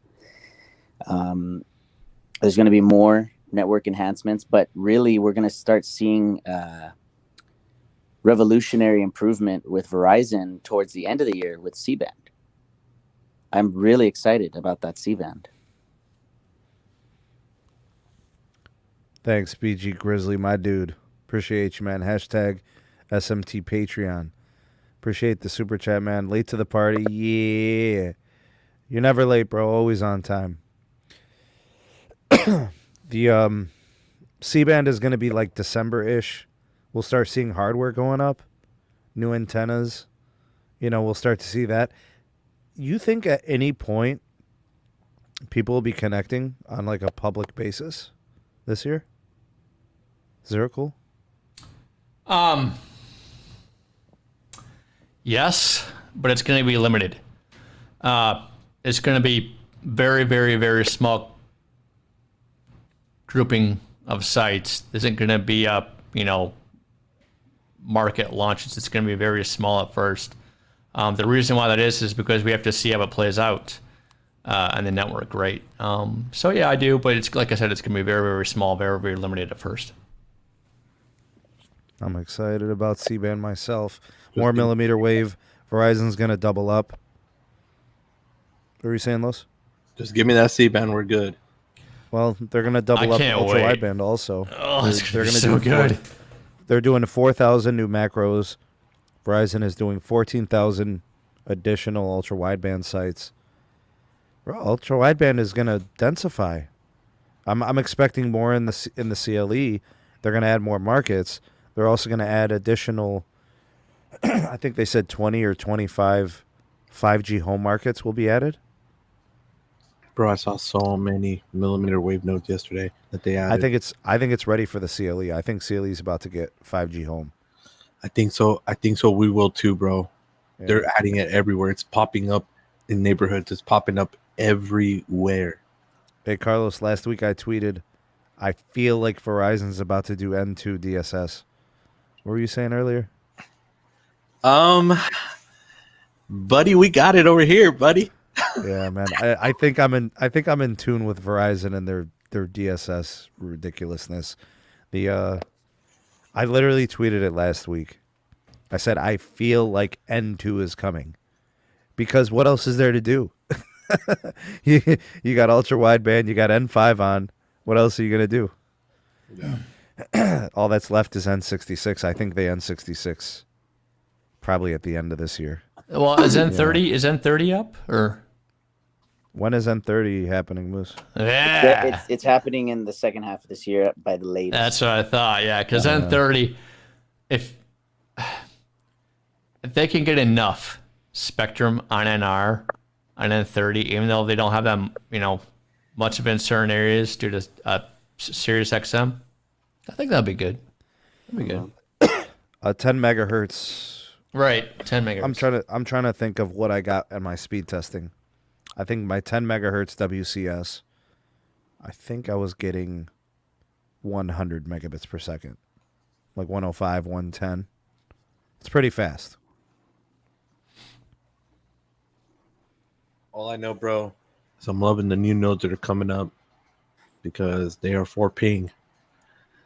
For ping. Are they Samsung by chance? Do you know? No, they're the good old Ericssons. Ericssons with 2 S's. Yeah. Ericssons. 6 gigahertz unlicensed spectrum. Oh, the 12 gigahertz. Oh, you know what's something that I can't wait to 12. test out? But Carlos, whenever you can, when you get the S21 Ultra, I want, if you can, of course, can you upgrade your router at the office to Wi-Fi 6E? Because that's the new standard for Wi-Fi improvements. Moose, I'm already 5 steps ahead of you. I got the new ROG coming in on Friday, baby. Oh, yeah. Oh, yeah. That's the one that I want, dog. That's the one. It comes out on the 29th, the same as the damn Galaxy, bro. It's $500, man. It's $500 this route. 5? Yeah. $599, bro. $599. $599. What are you guys talking about? It's the Asus ROG Republic of Gamers. Mhm. AXE 11,000. Okay. Oh. That one is the most impressive. Well, I have the AX 11,000 Wi-Fi. Oh, you have one too? Yeah, I have the Wi-Fi. I have that one too. But I'm stepping it up. I have to upgrade to the next one, even though I don't have the phone to use it yet, dog. I have T-Mobile home internet. What about the fiber, dog? It's coming this year. Then we can start talking about. Then we can start talking about routers and stuff. Yeah, Wi-Fi 6 is really important. I have a Netgear business class Wi-Fi 6. It's nice if you guys can get a Wi-Fi 6 based router. It basically makes your Wi-Fi speeds just like your hardwired speeds. Thanks. Huge gains in coverage and improvements. And the most important thing about Wi-Fi 6 is you can stream 4K across your TVs, consoles like nobody's business. So huge gains with Wi-Fi 6 if you're able to have the bandwidth from your ISP support a Wi-Fi 6 router. Okay.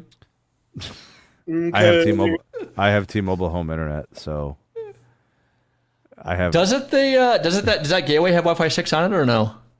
It might be. I'm not sure. It does. But that's not something for me to get excited about because I can't. There's no flexibility with the gateway. You know what I mean? I'm there in some ways. I'm really tied down. Wait, right? no, I can't put external antennas. I can't. You know, the router capabilities are going to be limited, I guess, in how it can connect to them. You still have your S20, right? Yeah.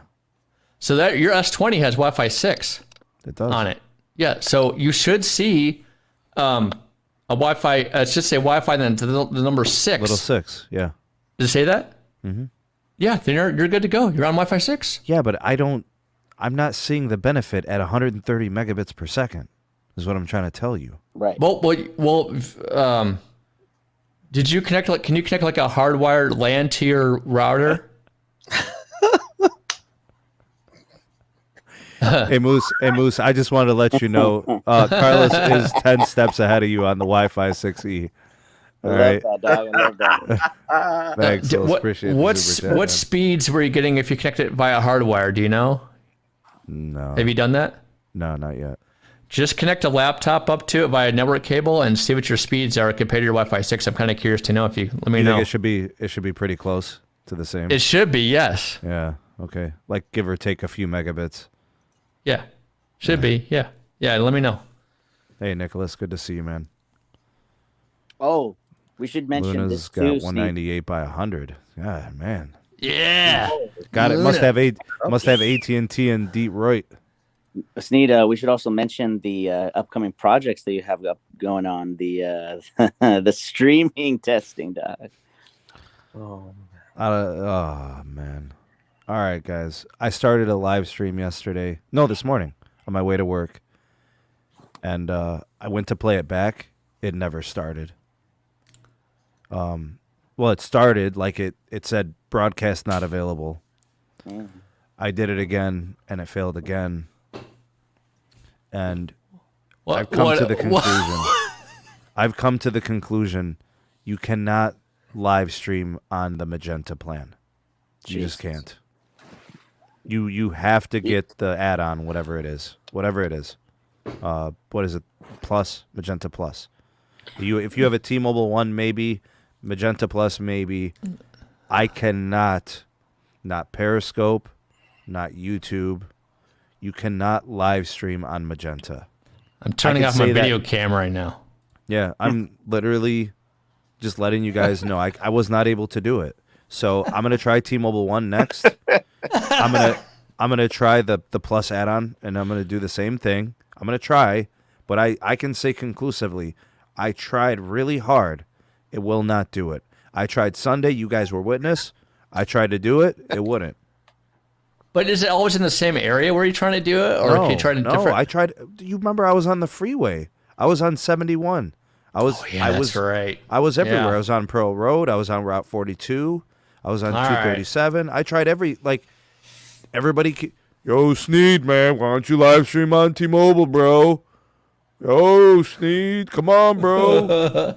Oh, man, come on, Rose.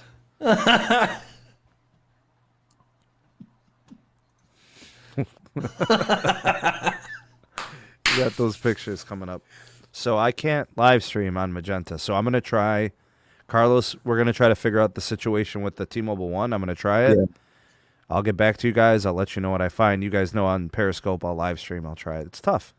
But I was also talking about the HBO Max streaming trial and the AT&T TV streaming trial.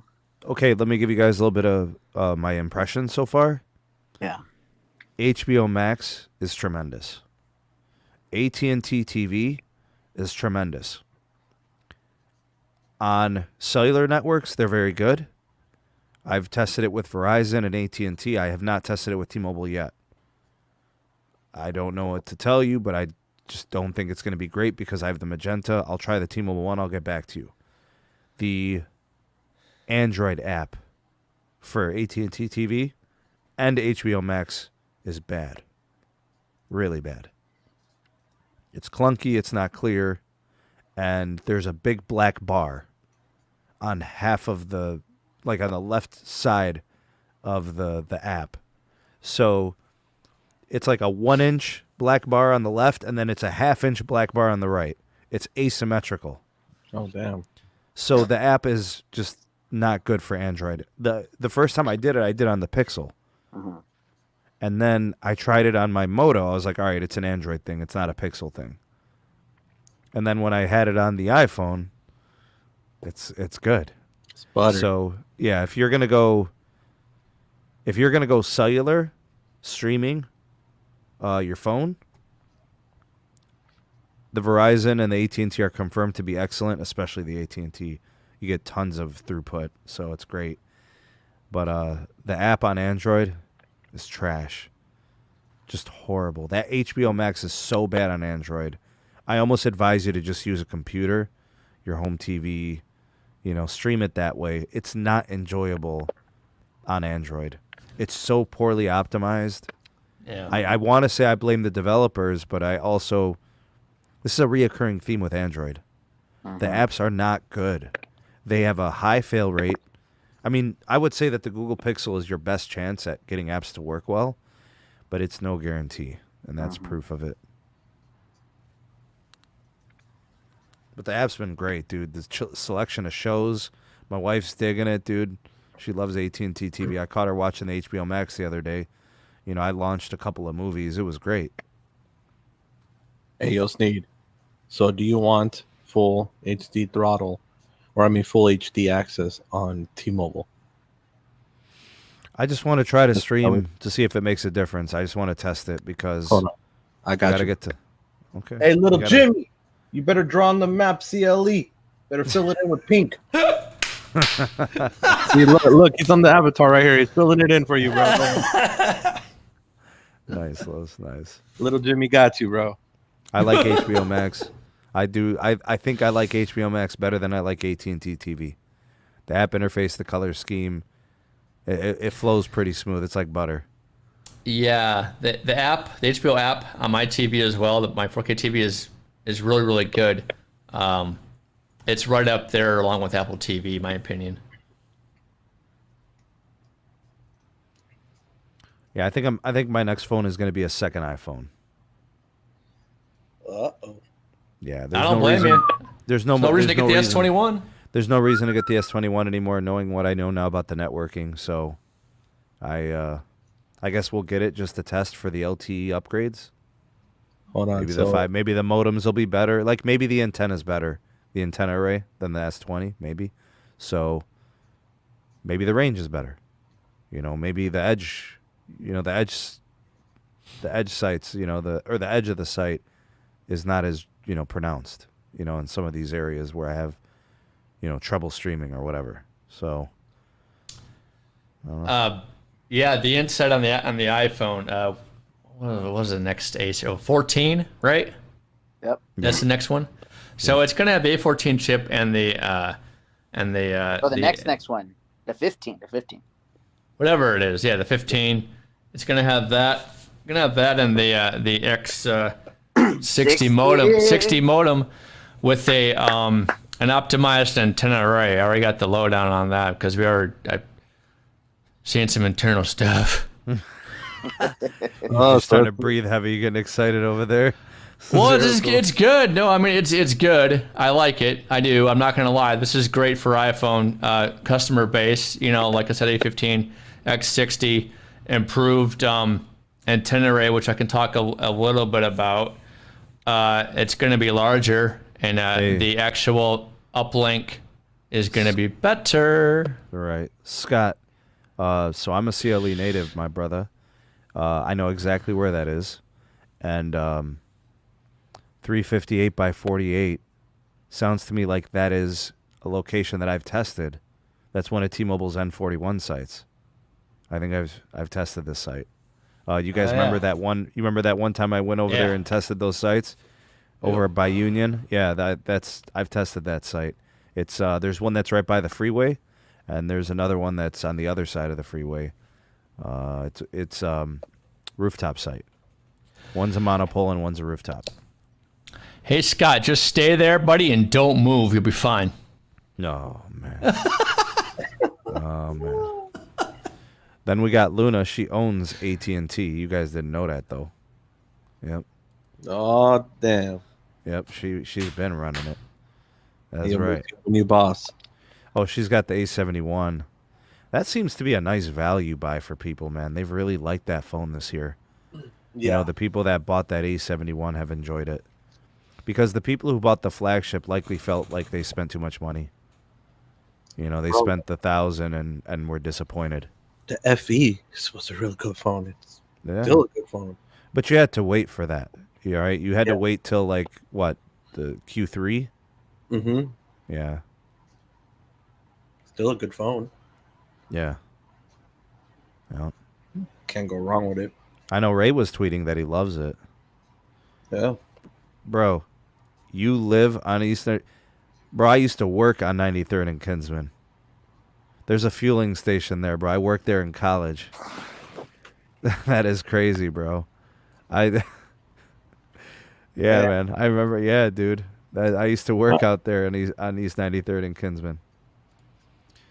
What's up, William? Thank you for the super chat. Just because I know, man, I appreciate the thought. I appreciate the donation. Just to let you guys know that, when you donate, it's going to something good. That's right. Have faith in that, the SMT is making something good happen. So you can donate with no fear. Appreciate it. Thank you for that. It's greatly appreciated. HBO Max is great on my Samsung A71. Are you using...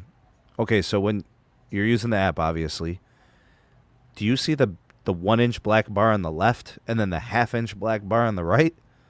Or do you not have that? Because I tried it on the Moto Edge and I tried it on the Pixel, and I got those asymmetrical black bars on the sides. On the Moto Edge, you can turn off the Edge display. No, Los, it's on the left. It's on the left and the right when it's in landscape. Oh, so that's the top and the bottom of the phone, right? Right. Snap! She's a tech chick here. I'm just kind of curious. How many people in the live chat that do not have AT&T actually like other providers? If you're on Verizon or T-Mobile or whatever, actually subscribe to HBO Max. I'm kind of curious. Who pays that $15 add-on for it? That's what I'm kind of curious to know. How about the 6-month bundle they give you? Exactly. Yeah. They'll discount it. The bundle is hot right now. Right. 20% off. Oh man.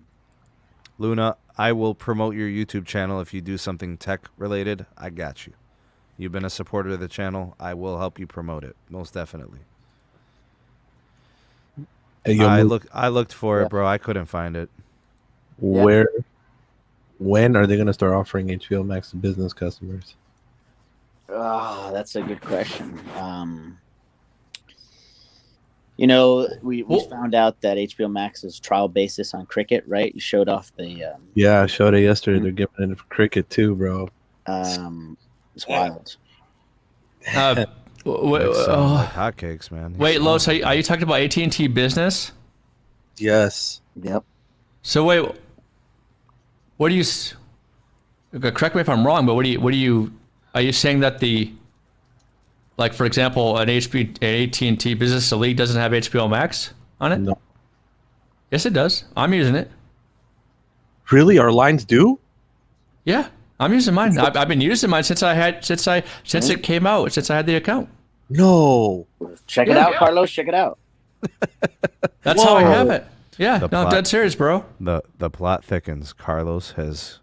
Whoa. He's experienced a revelation. I'll even Dude, show you, I bro. did. I'll show you the last stream. I got you. Bro, I've been having to do some bootleg stuff to get it, bro. So I don't feel like paying the 15 right now. You know what I'm saying, bro? I paid AT&T a lot of money already. So I've been doing the bootleg stuff. No, mine's been working since. Dude, I still have the. You know what's really weird is I think I found a leg around. I still have the AT&T watch, and that's I still have that. I still have that. You know, I haven't. That's been forever. What? The watch still works on the damn business? I guess I don't know. Yeah. Whoa. Yeah, because I'll show you, bro. Because I still have that plus the HBO Max. I'm able to use HBO Max on. I can log into anything on anything and have it working. You sure, bro? This is not. I am dead serious, bro. I'll show you. I'll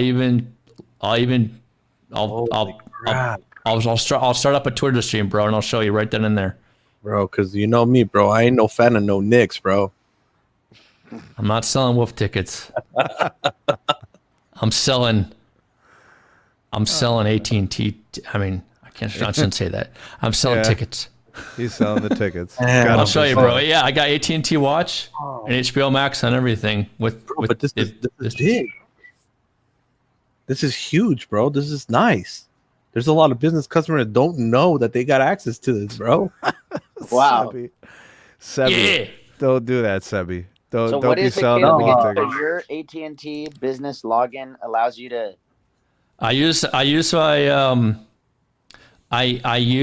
so for the AT&T watch I have like a separate AT&T ID, and then for my that's why I got an email saying that one of your users yes, created an you have to have a separate AT&T ID to use with your AT&T watch, and then for the HBO Max you just create your own email address based on your Business Elite plan.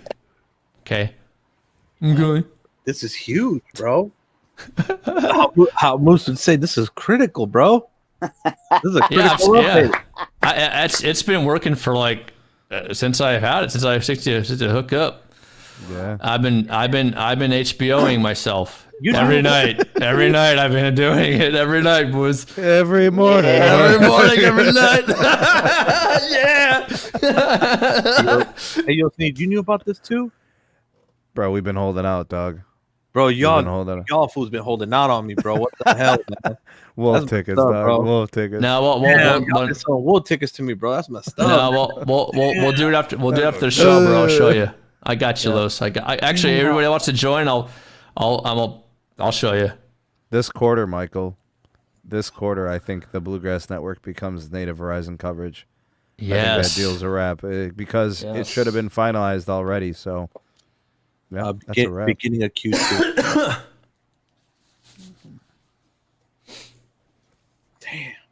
Dang. So he must be a resident of the Bluegrass State, right? You can take advantage of that, man. That's awesome. What was it, Nebraska, right? No, Kentucky. It's Kentucky. Oh, Kentucky. I'm sorry. You're right. I'm sorry. You're right. My bad. It's the Kentucker, bro. Just like the Kentucky chick, bro. Yeah. What is Nebraska's the Cornhusker State, right? Yeah, Kentucky, the Bluegrass State. You're right. You're right. That's right. New Jersey's what? The Garden State. I don't know. If they're the Garden State, I think, or something like that. Yeah. Jersey. Garden. And then Florida's the Sunshine State. State, yeah. Then what about Carolinas? The Carolinas. Kentucky fake chicken. That's the no backhaul state right there. No back. Damn. Yeah. That's the no radio. That's Adam's state right there. It's the no backhaul state, Adam. Hey, Sneed, predictions for Q1.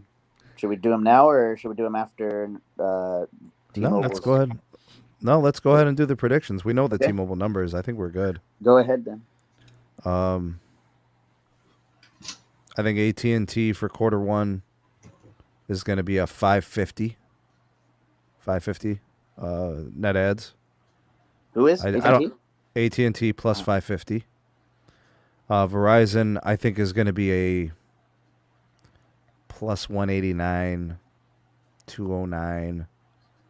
I don't really see them doing more than like 239, 249. It's going to be less than Q4 because you got to remember, guys, Q4 had 5G. It was the Apple. It literally had Hans up there with Tim Apple, dog, at the iPhone 12 announcement, and they did 279. So there's no way they're going to do 279 in a down quarter, traditionally down. So I'm going like 199, 209, something like that. You know, they're not going to do anything groundbreaking. They already said they wouldn't. I think 5G home sees a little bit of goodness. You know, I think more ultra wideband. I think that stuff's going to be good for them. You know, maybe they add some more TV access. What is that, Los? Y'all been holding out on me. Even Ray. Y'all mother. Even Tito, bro. You see it, you see I it. thought you He's- knew, man. You've seen all the accounts, bro. Look at all the Even accounts. Tito, bro. Cha-cha, This is cha-cha. messed up on another level, bro. Even Tito, bro.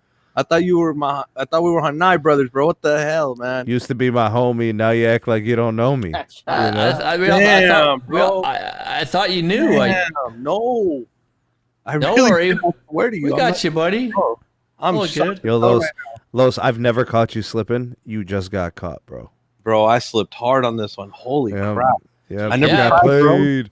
You got played. Dude, Damn. the cool part about the AT&T business is that it links with your AT&T watch, so you're never gonna lose your AT&T watch unless the only way that you can lose it, the AT&T watch, is if you cancel the AT&T watch, and then you can't ever get it again. So hopefully you didn't cancel that, but if not, we can get it going. Damn, dude. Take care, son. Yeah. Holy crap. All right, so I got Verizon doing, we'll call it 200K, whatever.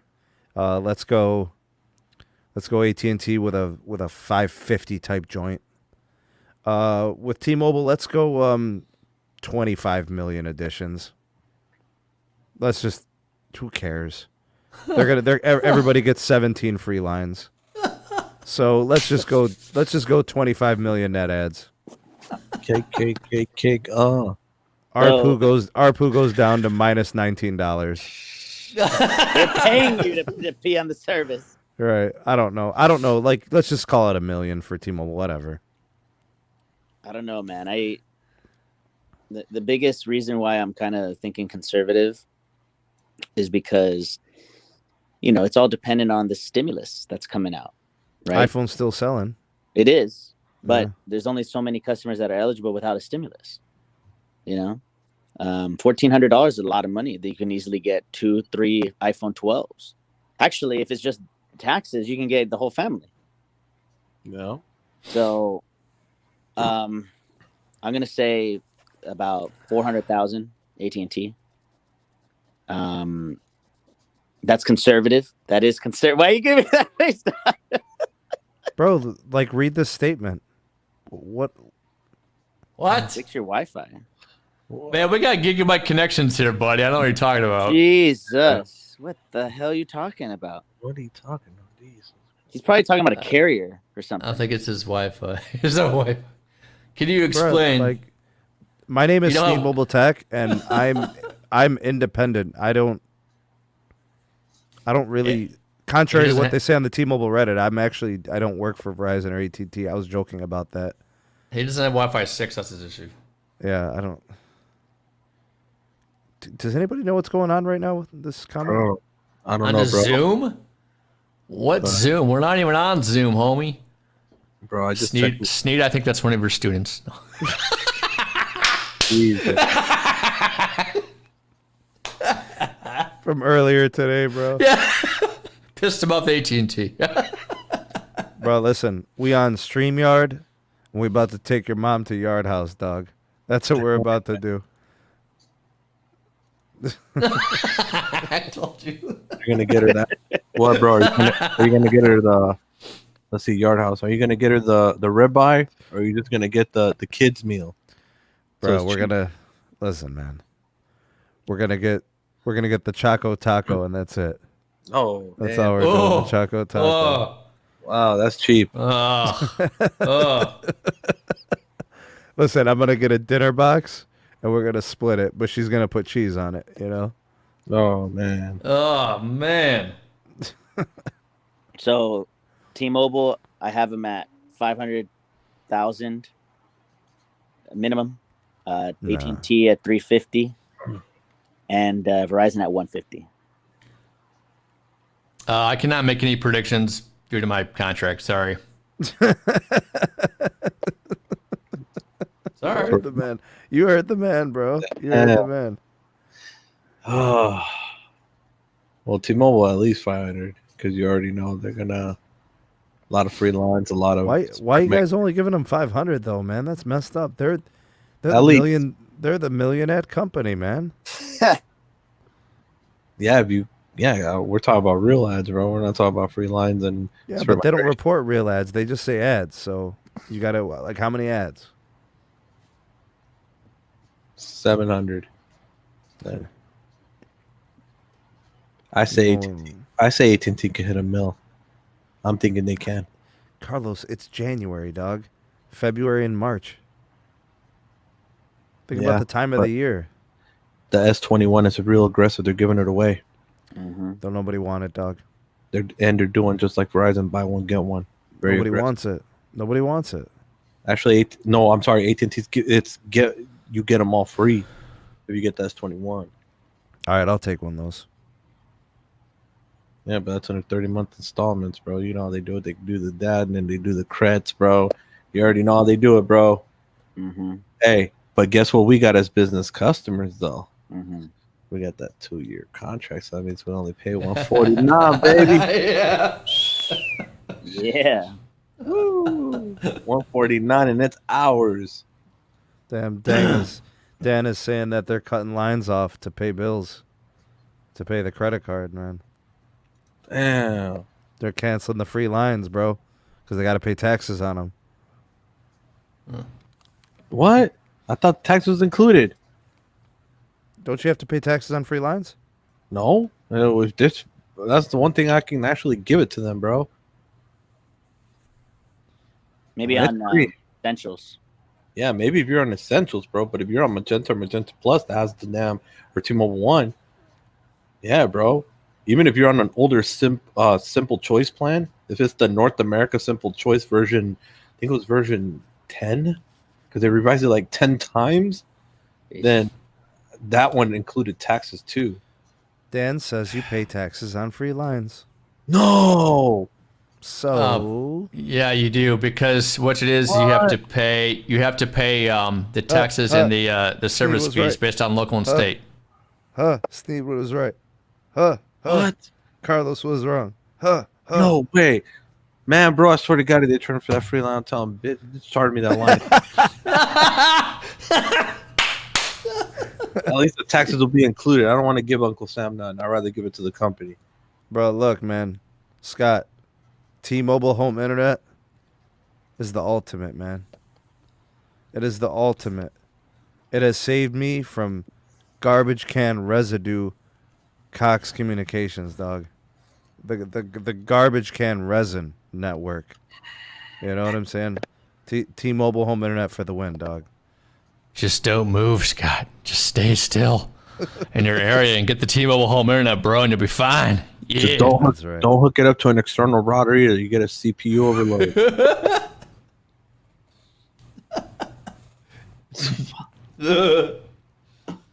Man, but I love that thing though, bro. That's the messed up part. I love this. I love this the service, bro. Oh man. You know, I'm not gonna lie to you. The T-Mobile home internet is really good. Like I was telling on the live stream with Carlos, there's certain areas where if there's a band 41 site literally looking at your neighborhood, you should change from Spectrum or whatever you got. Moose, I'm getting 160 Nice. between the hours of Oh wow. between the hours of 2 a.m. and 7 a.m. I'm getting 160. And then besides that, what are you getting? When normal time? 110 to 130.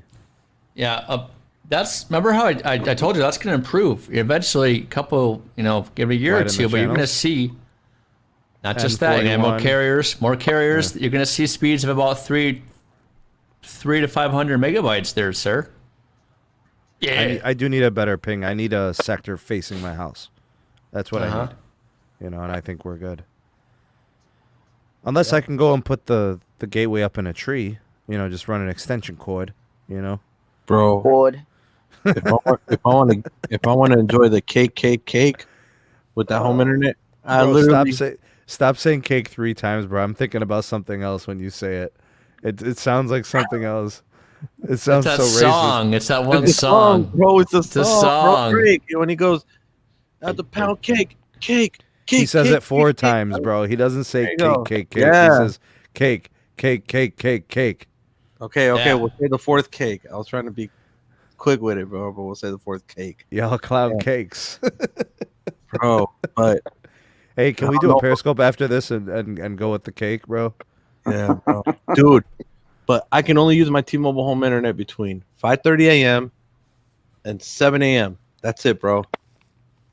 I can upload quick. I can do everything quick. So when you upload to OnlyFans of your episode at Yard House, Yeah. His You have to do cat it in the docks the morning? rest. Yeah, I gotta do it at the time, dude. If I don't do it at the time, bro, then I gotta wait till the next day.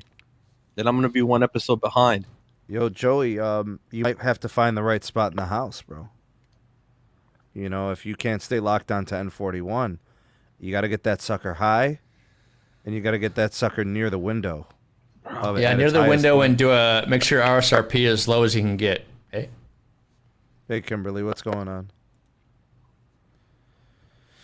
Bro, I got it near the window. That one day was all right. The next day, 0.98 by 12. Bro. I'm not even gonna say anything. I'm sorry. Hey, but it helped at 5:30 though, dude. I did a test today at 5:30. I literally woke up just to do the damn test. And it was at 120, bro. 120 by 35. It was around there. So Carlos, why don't you make content on it? Why don't you to show people what it does? Bro, it just sucks because I like the product. I don't want to degrade it. You understand? I like the product, bro. Yeah, but I'm not. When I test the product, I'm not. I like it, but I'm not going to sit there and candy coat it if it's. But that's my point. Is look, Joey is returning his. It's not good for him.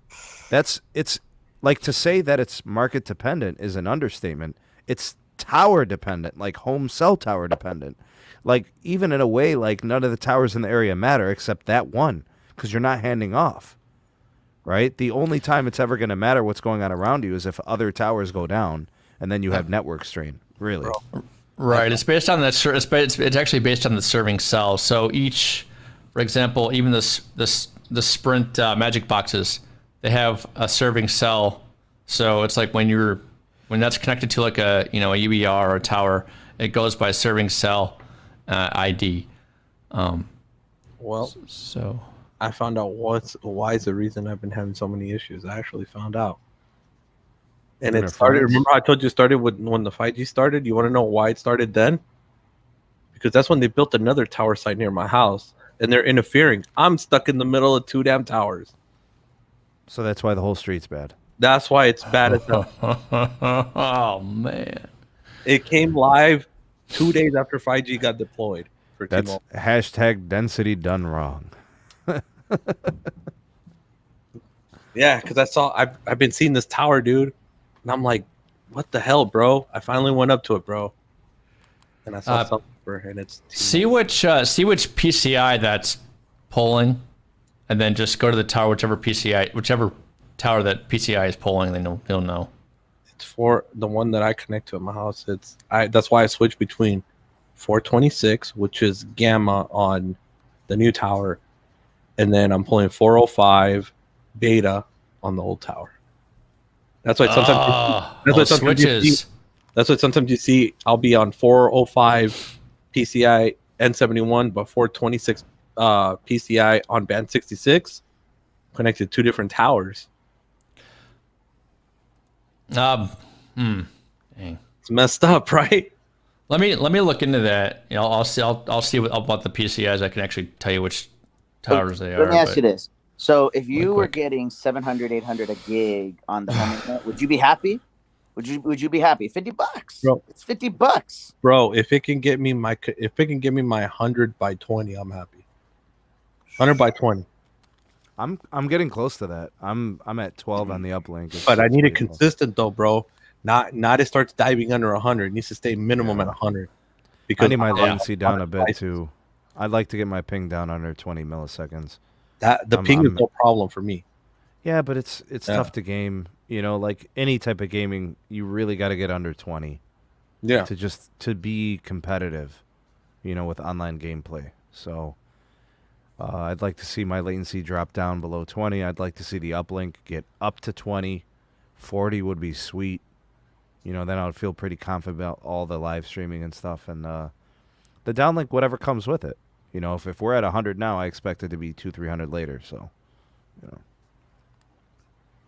But I'll never get that, bro, because I'm stuck between 2 towers. I'm in the halfway point of both. Oh, man. Hey, Moose, would you do the honors tonight? Would you close out the show, please? You know how to do the hashtags and all that? I'm gonna try to be like the SMT. And that just about does it here for the SMT YouTube channel.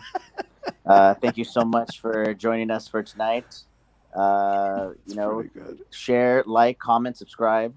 I forgot what else he says. That's pretty good, Bruce. That's pretty good, bro. That's pretty good, bro. Wow. What is That's pretty good. Bro, it's always a pre-recorded thing. I want live, dog. I want you to go, thank you so much. I love you guys. I thank you so much.